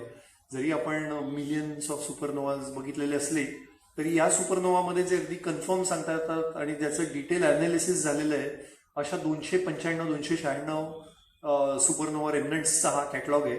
आणि इनफॅक्ट हा कॅटलॉग फारच एलिमेंटरी फॉर्ममध्ये, त्याच्यामध्ये फक्त तो सुपरनोवा गॅलेक्सीच्या कम्पॅरिझनमध्ये कोणत्या एरियामध्ये झालेला आहे हे सांगितलं जातं. आणि तो शेल टाईपचा आहे का फिलामेंट टाईपचा आहे. कारण जर का खूप पूर्वी झालेला असेल तर ती शेल एक्सपांड होत प्रोबेबली आता त्याच्या फक्त काही फिलामेंट दिसत राहिलेले असतात. सुपरनोवा जर का रिलेटिव्हली नवा असेल, मागच्या 10,000 वर्षात झालेला असेल तर त्याचं आपल्याला एक छान शेल सारखं एक स्वरूप बघायला मिळू शकतं. तर त्याचं एक क्लासिफिकेशन असतं आणि बाकीच्या रिसर्च पेपर्सची लिंक असते त्याच्यामध्ये की अमुक एका मग त्याच्यामध्ये प्रत्येक सुपरनोवावर 5-5, 6-6, 10-10 रिसर्च पेपर असतात जे वेगवेगळ्या रेडिओ ॲस्ट्रॉनॉमी आणि एक्स्ट्रा ॲस्ट्रॉनॉमीच्या अनुषंगाने प्रॉपर जर्नल्समध्ये पब्लिश झालेले असतात. याचा वापर करून अर्थात ह्या सुपरनोवांची अंतरं कशी काढतात. There are ways to measure the distance of a supernova. Parallax method वापरून काढता येतं. आणि जर का एखादा सुपरनोवा एखाद्या ठिकाणी झाला तर तो एक्सपांड होत जातो. जर का त्या सुपरनोवाचा आपल्याला डिस्टन्स माहिती असेल आणि आता त्या सुपरनोवाचा आकार किती झालाय हे जर का माहिती असेल तर स्पेक्ट्रमचा आपण वापर करून त्याची रेडशिफ्ट किंवा ब्लू शिफ्ट वापर करून त्याचा प्रसरणाचा त्या शेल फॉर्मेशनचा वेग किती आहे ते सुद्धा आपल्याला काढता येतं. आणि जर का आपल्याला माहिती असेल की आता हा सुपरनोवा मला ह्या आकाराचा दिसतोय आणि त्याचा प्रसरणाचा वेग जर का एक्स आहे, तर साधं गणित वापरून आपल्याला सांगता येऊ शकतं की किती वर्षांपूर्वी हा सुपरनोवा एक्सप्लोड झालेला असायला पाहिजे. तर अशा पद्धतीचं शोध ॲस्ट्रॉनॉमर्स लावतच असतात आणि हा खूप मोठा भाग आहे. त्याच्यामध्ये आम्ही ॲडिशनल फिल्टरेशन करायला सुरुवात केली आणि कोणकोणते सुपरनोवे आहेत जे सफिशियंट नेबरहूडमध्ये झालेले आहेत. कारण जर का खूप लांब झालेला सुपरनोवा असेल तर तो पृथ्वीवरनं दिसूच शकणार नाही, किंवा मिल्की वेच्याच गॅलेक्सीच्याच दुसऱ्या भागात झालेला असेल तरी आपल्याला कदाचित तो दिसू शकणार नाही. त्यामुळे आपल्या नेबरहूडमध्ये आपल्या शेजारी पाजारी 1000 ते 4000 प्रकाश वर्षांमध्येच झालेला सुपरनोवा असायला पाहिजे, असा एक आम्ही क्रायटेरिया ठेवला. दुसरा क्रायटेरिया ठेवला की जो सूर्याचा जो भ्रमणमार्ग आहे, भासमान भ्रमणमार्ग आहे, ज्याला इक्लिप्टिक आपण म्हणतो, किंवा सायन्स ऑफ झोडियाक ज्याच्यामध्ये राशी आपल्याला दिसतात, साधारण प्लस ऑर मायनस त्या एरियामध्ये असायला पाहिजे, तरच तो त्या चित्रामध्ये सूर्याच्या बाजूला दाखवता येईल. हा आम्ही एक दुसरा क्रायटेरिया घेतला. आणि तिसरा क्रायटेरिया हा घेतला की बुरजाहूमधून त्या ठिकाणचं आकाश दिसलं पाहिजे. फॉर एक्झाम्पल धनुरास किंवा मकर रास हे जरी असले, हे सुद्धा सूर्य त्याच भागातून जातो, पण बुरजाहूमधून ते भाग नीट दिसत नाही. ओके, तर असे आम्ही ॲडिशनल क्रायटेरिया धरून मग वेगवेगळे कॉर्डिनेट कन्व्हर्जन करून आम्ही फायनली एक नॅरो डाऊन केली ही लिस्ट. आणि या 295 लिस्टपैकी केवळ 2च सुपरनोवा कॅन्डिडेट आम्हाला सापडले जे ह्या कालखंडाशी मॅच करतात. आणि त्याच्यापैकी एक होता तो जवळपास 10,000 प्रकाश वर्ष लांबचा होता आणि ज्याचं एज अवघं 1800 होतं. प्रोबॅबली तो 200 AD मध्ये झाला होता, पण जास्त त्याचा रेकॉर्ड बघायला मिळत नाही. आणि दुसरा होता त्याचं नाव HB9 असं आहे आणि हा ब्रह्महृदय तारा जो आहे त्याच्या आजूबाजूला साधारण आढळतो.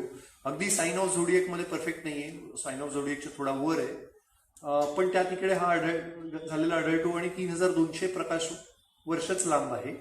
आणि त्याचं वय ते जवळपास 4600 वर्ष एवढे. अर्थात हा कालखंड बरोबर मॅच करत होता आणि वी वर ऑन द वर्ज ऑफ पब्लिशिंग दिस पेपर, की जर का एक क्रायटेरिया वापरून जर का, आणि if you start with hypothesis की हा सुपरनोवा असेल तर हा एकच कॅन्डिडेट असू शकतो. We just went a step forward आणि आम्हाला एक इमेज बघायला मिळाली. ह्या सुपरनोवा रेमिनंट्सचं ऑप्टिकलमध्ये दिसणं हे फार कठीण गोष्ट असते. क्रॅन नेब्युला आता सुद्धा 10 इंचीमधून कसा बसा दिसतो. अर्थात अंधाऱ्या रात्री कदाचित 5 इंचीमधून सुद्धा मी पूर्वी बघितलेला आहे, पण 10 इंचीमधून सुद्धा कसा बसा दिसतो क्रॅपचा नेब्युला, जो 1000 वर्षापूर्वीच एक्सप्लोड झालेला.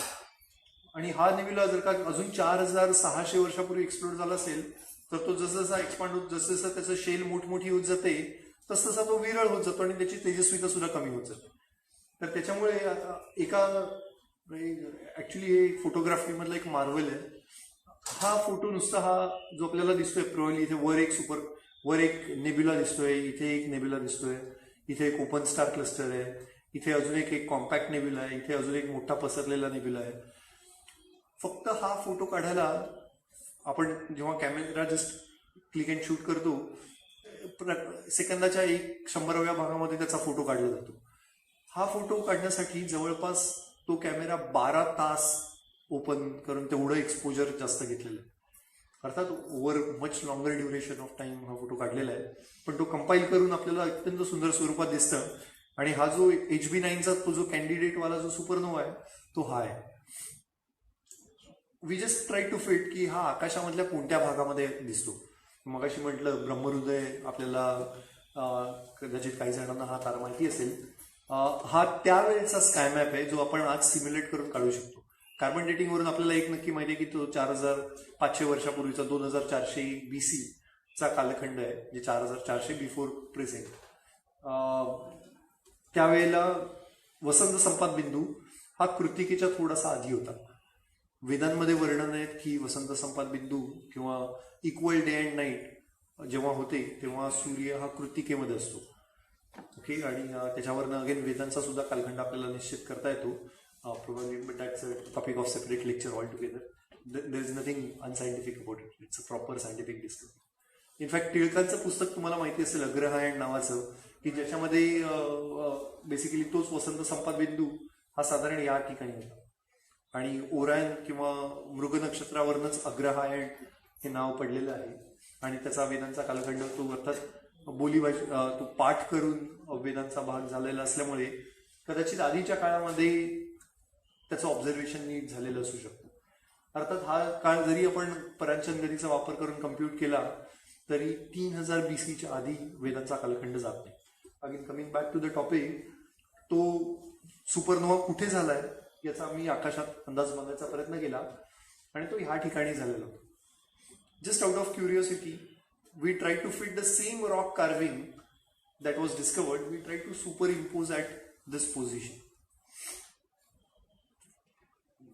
What we started wondering, or we started getting amazed at, there is a striking similarity between the sky patterns, the constellations in that area versus whatever is drawn on that kind of rock art. Okay, probably ह्या चित्रामध्ये तेवढं दिसणार नाही. आम्ही again याच्यावरचे जे prominent भाग आहेत या चित्रावरचे आणि जे आकाशात जे तारे दिसतात त्या ताऱ्यांची list error kind of technique वापरून सांगड घालायचा प्रयत्न केला आणि त्याच्यातून आम्हाला ही फिटमेंट आली.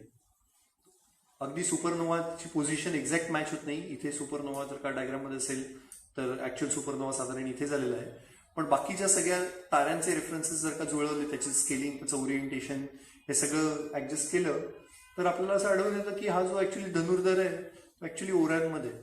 आजची इमेज ओरायनची स्लाइटली वेगळी आहे. आज ओरायनमध्ये आपण लेफ्ट साईडला त्यांनी ढाल धरलेली आहे असं आपण कल्पना करतो. तो अख्खा ताऱ्यांचा कर्वेचर त्या तिकडे पाय 1, पाय 2, पाय 3, पाय 4, पाय 5 नावाचे तारे आहेत आणि त्यांचं असं ढालीसारखं आपल्याला आज आपण त्याची कल्पना करतो. त्या काळातल्या लोकांनी त्याची धनुष्यासारखी कल्पना केली. इनफॅक्ट वृषभ मध्ये आपण आज बैलाची कल्पना करतो किंवा टॉरसमध्ये आज आपण बैलाची कल्पना करतो, पण त्या ह्याच्यामध्ये तो जो रोहिणीचा व्ही जर का तुम्हाला ऐकून माहिती असेल तर त्याच्यामध्ये त्यांनी एका या हरणाची कल्पना केलेली होती. अर्थात not to get confused with Orion म्हणजे मृग नक्षत्र आणि हे हरिण ते मृग नक्षत्र आहे आणि शिकारी अजून हा व्याध तारा आहे. That is a parallel story, not to get confuse. So we are not merging with that story, rather we are just going by scientific fact की जर का लिस्ट एररवाला टेक्निक वापरून जर का फिटमेंट केलं तर वी अराईव्ह ॲट दिस. आणि याच्यामध्ये केवळ हे 2 कॉन्स्टेलेशनच मॅप झाले नाहीत तर सीटसमध्ये आपल्याला ही व्यक्ती सुद्धा त्या तिकडे परफेक्ट फिटिंग त्याच्यामध्ये करता आलं आणि एरिसच्या आसपास अश्विनीच्या आसपास आपल्याला हा कुत्रा बसवता आला आणि त्याचा आणि मग एवढे फॅक्ट्स मॅच झाल्यानंतर then we publish the paper. To publish the paper we had multiple confirmation factors again.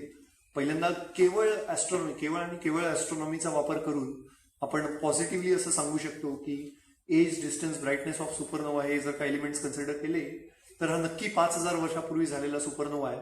In fact जेव्हा हा तारा हा सुपरनोवा मी पहिल्यांदा कॅन्डिडेट लिस्टिंग केला होता तेव्हा त्याचं वय 10,000 वर्षापूर्वी झालेलं आहे असं होतं. पण आमचं संशोधन चालू असतानाच त्याचा एक रिवाइज पेपर आला आणि ज्याच्यामध्ये दाखवलं गेलं की हा सुपरनोवा 10,000 वर्षापूर्वीचा नसून 5000 वर्षापूर्वीचा आहे. We were more than happy to incorporate that research in our paper. Yeah and carbon dating again त्याच्याप्रमाणे सुद्धा 4500 इयर्सच आहे. ॲडव्हान्समेंट ऑफ सेटलमेंट आणि ड्रॉइंगचे प्रकार हे बघून सुद्धा आपल्याला वयाची निश्चिती करता येते. आणि जर का इनफॅक्ट हा जो लास्ट पॉईंट आहे हा मी पेपरमध्ये मेन्शन केलेला नाही आहे. जर का सूर्याची पोझिशन बघितली, again I will just quickly take you back. जर का सूर्याची पोझिशन घेतली आणि जर का प्रोबॅबली हे थोडं इल्युजनरी पार्टमध्ये आहे, मी मान्य करतो आणि म्हणूनच आम्ही तो पेपरमध्ये पब्लिश केलं नाही, की जर का त्या सूर्याची पोझिशन वसंत संपात बिंदूच्या इथे आहे असं जर का आपण कल्पना केली तर त्याचा पण कालखंड बरोबर 4500 वर्षाचाच येतो. आणि हे सगळं पब्लिश केल्यानंतर याच्या आधीचा जो सुपरनोवाचा रेकॉर्ड होता तो केवळ 352 BC म्हणजे आत्तापासून 2300 वर्षांपूर्वीचा होता. आणि इनफॅक्ट हा संशोधन मान्य झाल्यानंतर सगळ्यात जो जुना रेकॉर्ड आहे तो हा जवळपास 4500 वर्षापूर्वीचा आहे. या निष्कर्षापर्यंत आम्ही आलो आणि हा पेपर IJHS मध्ये प्रसिद्ध झालेला आहे, Indian journal of history of सायन्सेसमध्ये. आणि not just recording of supernova, in fact it is also a scanner. in alternate way, because all the drawings that have been depicted, actually they fit exact the same sky pattern along with the supernova position. So it is also the oldest record of the sky map. याच्यापर्यंत आलो. हे जे सगळे problems आहेत हे आर्किओस्ट्रॉनॉमी नावाच्या एका 2 विषयांची सांगड घालून एक नवं शास्त्र तयार केलेलं आहे, आर्किओलॉजी आणि ॲस्ट्रॉनॉमी. तर त्याचा भाग येतो. इनफॅक्ट जे स्टोनहेंज सारखी जी स्ट्रक्चर्स आहेत तशी भारतामध्ये सुद्धा सापडतात. हे जुना पाणी एरियामध्ये नागपूर जवळ सापडतात, केरळमध्ये सापडतात, इव्हन मणिपूरमध्ये सुद्धा सापडलेली आहेत स्ट्रक्चर्स. तर याचा स्ट्रक्चरचा वापर करून याचं प्रयोजन काय होतं किंवा त्याचा ॲस्ट्रॉनॉमीशी काय संबंध होता. आणि इनफॅक्ट काही स्ट्रक्चर्स तुम्हाला इथे दिसतील, they are as tall as probably 18 feet उंचीचं ते राईट साईडचं स्ट्रक्चर आहे. ओके, सो याच्यामधून ॲस्ट्रॉनॉमीची आपल्याला माहिती काढून एक्झॅक्ट कालखंड, हे जे काही मिसिंग लिंक्स आहेत ते दुवे सगळे एकत्र जोडून आपल्याला एक कालबद्ध आपल्याला एक तो बेसिकली कालखंड बरोबर मॅप करायचं काम या शास्त्राद्वारे केलं जातं. Probably down the time will have another lecture on this topic, and that's where I would like to conclude my lecture.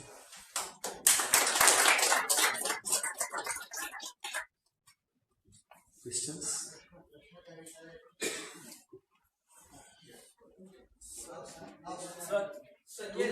धूमकेतू म्हणजे काय? अच्छा, सो धूमकेतू सुद्धा आकाशामध्ये बऱ्यापैकी ब्राईट दिसू शकतात. अनफॉर्च्युनेटली आपल्या जनरेशनमध्ये आपण प्रमाणाबाहेर तेजस्वी असलेला धूमकेतू बघितला नाहीये.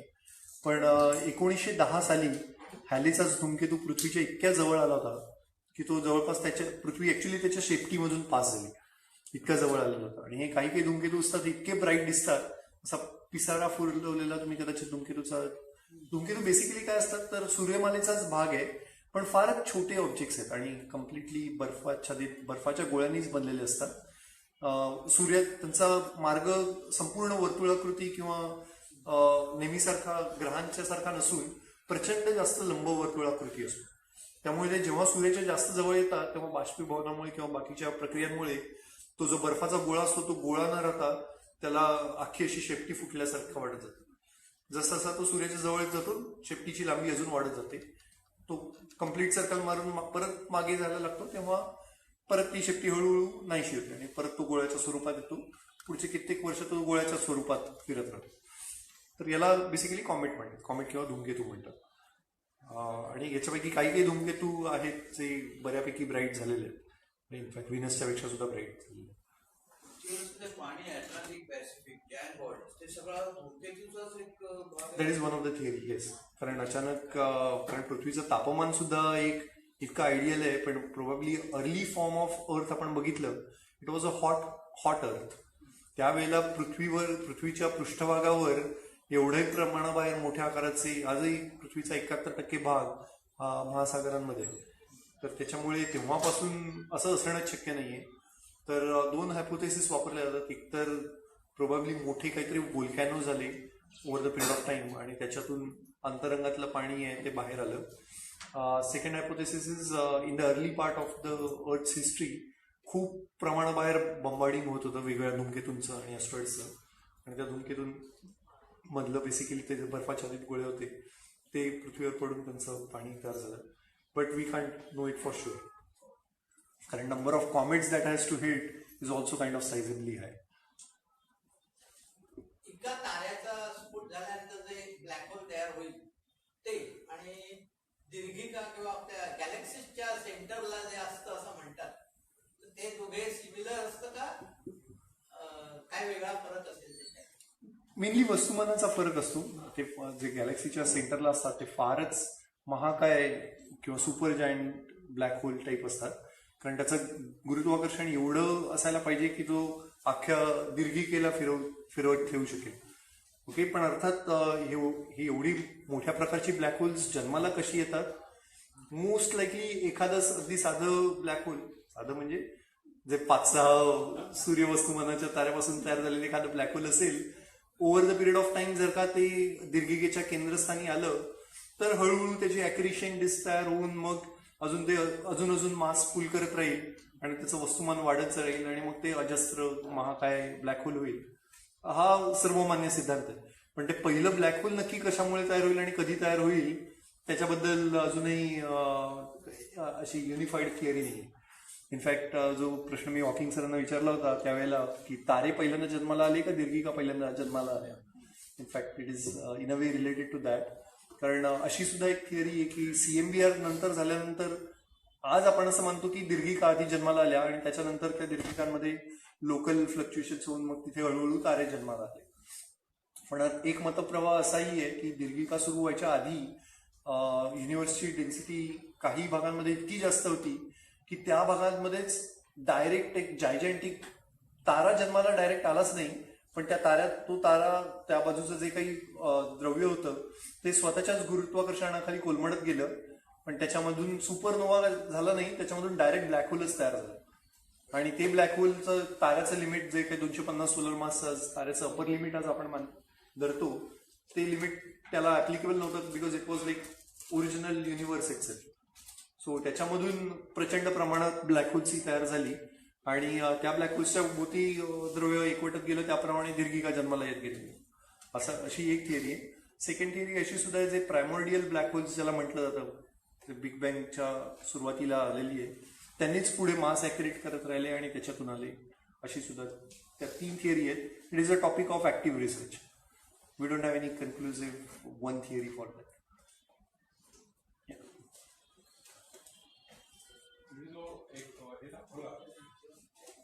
Sequence. So therefore you are saying that Vedic thing doesn't go beyond 3000. Beyond 3000. While Harappan you have said is about. Is also around same time. Indus is about 5000. In fact, Harappan civilization goes from 7000 BC to 2000 BC.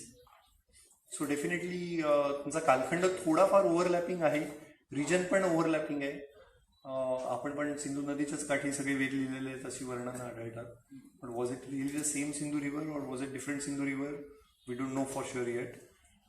दुसरा problem त्या एरियामध्ये असा आहे की कुठेही मॅसेकर झाल्याचे किंवा मोठं युद्ध झालंय आणि अख्खी एक सिव्हिलायझेशन जी 5000 वर्षापासून चालत आलेली आहे ती अचानक नष्ट होते, कसं झालं वी डोंट नो मच. किंवा वेदांमध्ये सुद्धा जी वर्णनं आहेत की इंद्राच्या ज्या ज्या लढायांचं जे वर्णन केलेलं आहे वेदांमध्ये, प्रोबॅबली त्याच्यामधले त्या ज्या लढाया त्या या लोकांच्या बरोबर हरप्पन्सच्या बरोबर आहेत का, असा सुद्धा एक इनफॅक्ट एक पाश्चात्य एक शोध होता, पण nothing conclusive over that. So that is again इंडस्ट्रीचा का वाचता आली इट वुड बी की that is the first literature. Yeah, absolutely. Again, that is a topic of debate. We believe more that it was a script, and we can also use mathematical models to prove that whatever they have written is actually some form of script. So, in fact, इंडसवरचा माझा तो अजूनही एक संशोधन आहे त्याच्यामध्ये की ज्याच्यामध्ये वेगवेगळ्या प्रकारच्या भाषा आणि केवळ माणसांनी काढलेल्याच भाषा असं नाही तर सांगीतिक भाषा किंवा अजून काही एम्ब्लेमच्या सुरुवात किंवा एअरपोर्टवर ज्या पद्धतीने 7-8 साईन एकानंतर एक लावलेली असतात. So that is not a language. किंवा जरी म्युझिक जर का मी बघितलं, म्युझिकची जी नोटेशन्स असतात ती नोटेशन्स जरी बघितली, it will have to change the definition of what is called as language and what is called as not language.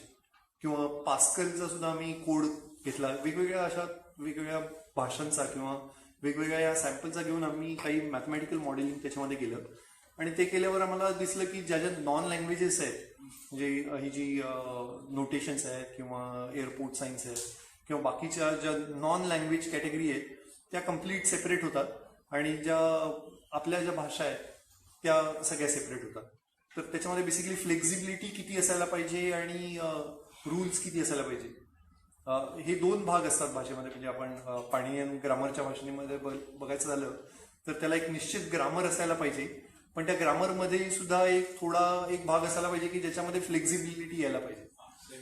So जर का कम्प्युटर लँग्वेज बघितल्या तर त्या tied to grammar with very less flexibility असतात. हां, बरोबर. उलट त्याच्या ऑपोजिट साईडला काही नव्या लँग्वेजेस असतात, जसं मराठी आहे, मी शाळेत जातो मी शाळेत, you will still be able to figure out what exactly is the meaning. So त्या पद्धतीच्या असतात ते दुसऱ्या एक्स्ट्रीमला जातात. किंवा बायनरी मधलं जर का आपण कोडिफिकेशन बघितलं ज्याचा एका बिटचा दुसऱ्या बिटशी अर्थार्थी काही संबंध नाही, किंवा अगदी डीएनए सिक्वेन्स घेतला जो ACTGच्या वर बेस्ड आहे पण ज्याचा भाषेशी काही संबंध नाही, तर तो दुसऱ्या एक्स्ट्रीमला जातो. त्याच्यामध्ये ग्रामर काही आढळत नाही, पण त्याच्यामध्ये फ्लेक्झिबिलिटी खूप जास्त आढळते. आम्ही इंडस्क्रिप्ट फिट करायचा प्रयत्न केला की तो कोणत्या भागामध्ये जातोय, तो खूप टाईट ग्रामरच्या भागाला जातोय का खूप फ्लेक्झिबल भागामध्ये जातोय. Eventually what we found is that it belongs to the class of language families only. आणि एक मायग्रेशनचा चार्ट दाखवला हां आफ्रिकेत. सॉरी. तर ते लोक भारतात केव्हा आले? म्हणजे मनुष्य भारतात केव्हा आला? जेनेटिकली खूप आधी. हां आधी आला असला पाहिजे. बरोबर बरोबर. हरप्पन फेज आहे ही खूपच मॅच्युअर फेज आहे. हां त्याच्या म्हणजे कारण हा वादाचा प्रश्न आहे वादाचा प्रश्न आहे. की वेद लिहिले कोणी, म्हणजे वेद भारताच्या बाहेर लिहिले गेले का भारतात लिहिले गेले? बरोबर. तुमच्या याच्यामुळे हरप्पनच्या नंतर जर असेल तर मोस्ट लाईकली की ते भारतामध्ये लिहिले. हे जे मायग्रेशन आहे हे खूप आधी झालेलं मायग्रेशन आहे, जवळपास 1,00,000 वर्षापूर्वी किंवा 50,000 वर्षापर्यंत झालेलं मायग्रेशन आहे. रिसेंट याच्याशी संबंध जोडता येणार. हा एक्झॅक्ट. त्याच्याशी हरप्पन वर्सेस वेद त्याच्याशी आर्यन सिव्हिलायझेशन त्याच्याशी नाही. आणि एक प्रश्न विचारतो, कुठेतरी असं एक स्पेक्युलेशन वाचलं होतं की चंद्र हा पृथ्वीचाच भाग. जवळ होता. हो हो. जवळ होता आणि नंतर हळूहळू तो दूर गेला. हळूहळू लांब गेलेला आहे. ते कॅव्हिटीच्या विरुद्ध जातं ना. नाही, कारण कन्झर्वेशन ऑफ मोमेंटम. वेगाचा परिणाम असू शकतो, पण तो दूर गेला. बरोबर. त्याच्यामध्ये आपल्याकडे जी मायथॉलॉजी आहे हा त्याच्यामध्ये तो क्षीर समुद्रातून निर्माण झालेला आहे. म्हणजे याचा अर्थ जेव्हा समुद्राचं पाणी खारट झालेलं नव्हतं असा मी त्याचा अर्थ लावतो. ओके. हा तर खारट झालेलं नव्हतं त्याचा तो काळ जो असला पाहिजे की ज्या वेळेला मोठा तो जो काळ असेल, कारण समुद्राचं पाणी हे जास्तीत खारट होत जातं सॅलिनेशन प्रमाणे, आणि इनफॅक्ट त्याच्यासोबत एजिंग सुद्धा डिसाईड. तुमचं काही गणित असू शकेल. तर क्षीर समुद्र जेव्हा होता त्यावेळेला हे झालं असलं पाहिजे. चंद्र असं कुठेतरी फोकलॉर मधनं दिसतं. बरोबर. थोडं पोएटिक लिबरिटी असण्याची शक्यता आहे, कारण तो दुधाचा समुद्र आहे आणि कम्प्लीट खारट नाहीये. म्हणजे मी असं पाण्याला गोड आहे. ओके गोड आहे त्या याने बघितलं जाऊ शकतं. पण तो जो भाग आहे तो ह्या 45,000 लाख वर्ष आणि 35,000 लाख वर्ष याच्या मधला काळ, जिथे पहिला सजीवच पृथ्वीवर आलेला नव्हता, तिथे माणसाने त्याचं वर्णन करायचा जास्त संबंध लावता येत नाही. बट फिजिक्सच्या लॉजनी आपल्याला वी कॅन प्रेडिक्ट की का तो एक्झॅक्ट लांब जातोय, का चंद्र लांब लांब जातोय. आणि इनफॅक्ट आत्ताचा सुद्धा जो रेट आहे we can completely back compute it. आता लांब जातोय का तो? हो, जवळपास 2.5 सेंटीमीटर पर वर्ष या रेटनी लांब जातो. खूपच आता निग्लिजिबल आहे, पण 2.5 सेंटीमीटर म्हणजे ऑलमोस्ट काहीच नाही. पण in fact in the past it was very very close, आणि त्यामुळे भरती ओटीचं जे प्रमाण होतं ते सुद्धा प्रचंड जास्त होतं. आणि in fact one of the theories हे उभयचर का जन्माला आले, कारण ते भरती ओटीमध्ये त्याचं एक आन्सर लपलेलं आहे, जे लँड फील्डवर पाणी पण, आणि मग पाणी मागे जायचं पण प्राणी तिकडेच राहायचं, आणि मग इव्हेंच्युअली टू सर्व्हाइव्ह ओव्हर दर दे अडॉप्टेड. अमेरिकन मित्र म्हणाला खूप हुशार आहे की चंद्र पृथ्वीचा भाग आहे अजून सिद्ध झालेलं नाही, फक्त काही मिनरल्स मॅच होतात, त्याच्या पलीकडे काही. 2 भाग आहेत. एक तर ॲव्हरेज डेन्सिटी जर का पृथ्वीची पकडली तर ती जवळपास एक 5.5 किलो पर सेंटीमीटर किलोग्राम पर मीटर क्यूब एवढी येते. चंद्राची कॅल्क्युलेट केली तर ती 3.5च येते. जर का दोन्ही एकाच वेळेला एकाच सूर्यमालेच्या एकाच भागामध्ये जर का ते अस्तित्वात आले असते, आणि जर का नंतर एक्सटर्नली मूनला अर्थनी कॅप्चर केलं असतं, तर आयडियली दोघांची डेन्सिटी सेम असायला हवी होती, घनता सेम असायला हवी, पण ती आढळत नाही. दुसरं हायपोथेसिस आहे की दुसरं एक काहीतरी त्यावेळेला इतकं केओटिक युनिव्हर्स होतं, इतकं सूर्यमालेचा भाग इतका केओटिक होता की दुसरा खूप मोठा एखादा ग्रह किंवा दुसरा एखादा मोठा तुकडा पृथ्वीच्या जवळ आला आणि त्याच्यामुळे पृथ्वी was in a kind of semi liquid kind of state. So त्याच्यामुळे त्याच्यामधून डिस्टॉर्शन येऊन त्याच्या फक्त क्रस्ट मधला भाग हा बाहेर काढला जाऊन मग नंतर तो स्टेबिलाइज होऊन तो पण स्फेरिकल झाला आणि अर्थ पण त्याचा इफेक्ट नलिफाय करून स्फेरिकल झाली. जो काही खटाव होता, तिथे तिथे त्याची महासमुद्र तयार होतो. हा पॉसिबल या. तर ह्या थिअरीचा जर का वापर केला तर क्रस्टची डेन्सिटी, अर्थच्या क्रस्टची डेन्सिटी आणि मूनची डेन्सिटी ही बऱ्यापैकी मॅच करते. बट अगेन मतप्रवाह दोन्ही थिअरीज. आणखी प्रॉब्लेम आहे की चंद्राची व्हॉल्यूम आणि अटलांटिक पॅसिफिक टोटल पाण्याची व्हॉल्यूम याच्यामध्ये साम्य आहे की नाही? त्याच्यामध्ये साम्य आहे असं काही जण म्हणतात. बट किंवा सूर्यमालेतला अगदी दुसरा कोणताही ग्रह बघितला आणि त्या ग्रहाचं आणि उपग्रहाचं याचा जर का वस्तुमानाचा रेशो बघितला, गुरुच्या बाबतीत खूप मोठे मोठे उपग्रह आहेत, अर्थात गुरु सुद्धा मोठा आहे. तो रेशो जवळपास 1:1000 एवढा येतो. ओके, म्हणजे गुरुचं वस्तुमान जर का 1000 असेल तर सगळ्या त्याच्या उपग्रहांचं एकत्रित वस्तुमान हे फक्त एकच असतं. पृथ्वीच्या बाबतीत हे 1:81 आहे, एवढं जास्त आहे. आणि बाकी कोणत्याच, प्लुटो सोडून बाकी कोणालाच ऍप्लिकेबल नाही. Pluto is not a planet anymore. पण त्याच्यामुळे एवढा मोठा आता पुन्हा तुम्ही ऍडमिट केला. चालू आहे, आतबाहेर चालू आहे. पण तुम्ही भीमबेटकाचं दाखवलं, त्याचं एज काय दाखवलं? भीमबेटकाचं एज साधारण या आसपास आहे.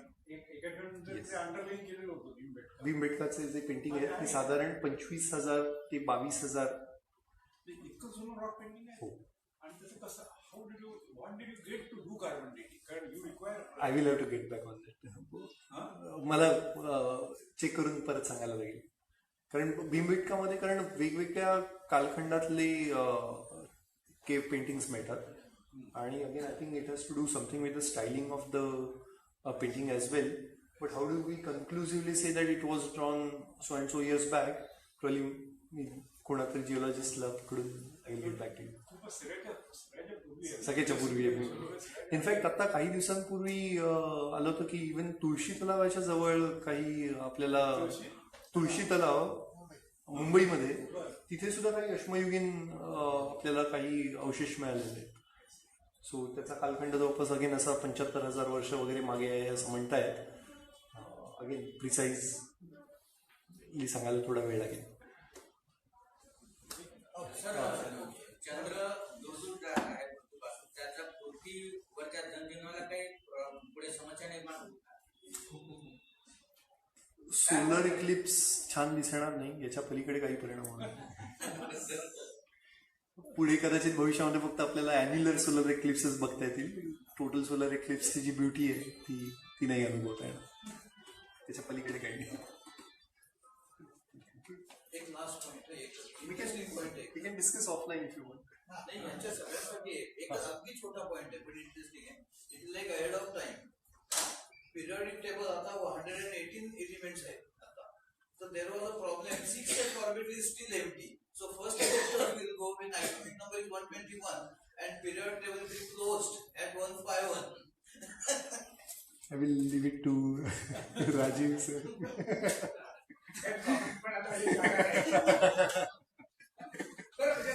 मगाशी तुम्ही असं म्हटलं तर मॅसेकर नव्हतं त्याच्यात हरप्पा संस्कृती probably it's for the want of water. Correct. हे एक कारण त्याला दिलं जातं ठेवायचं. पण ना डिटेल्स माहिती नाही ना, शेवटी पाणी असल्याशिवाय कुठली संस्कृती पहिल्या नदी पाहिजे. आता सिंधू नदीचं पाणी पुरलं नाही की काय माहित नाही, पण कॉम्प्लिकेट करायची देखील याच्यावरती नजीकच्या भविष्यकाळात येण्याची शक्यता आहे. लोक म्हणतात भूकंप झाला असेल. असं शक्य आहे.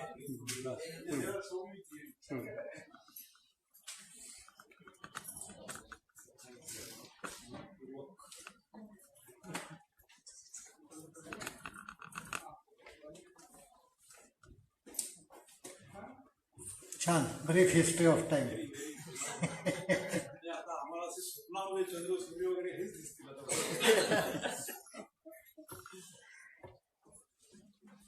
संख्या कमी असली तरी देखील काळामध्ये आपण पुरेसे मागे गेलो. माहिती बरीच चांगली मिळवलेली आहे आपण. आजपर्यंतच्या सगळ्या वक्त्यांमधला हा तरुण वक्ता आहे.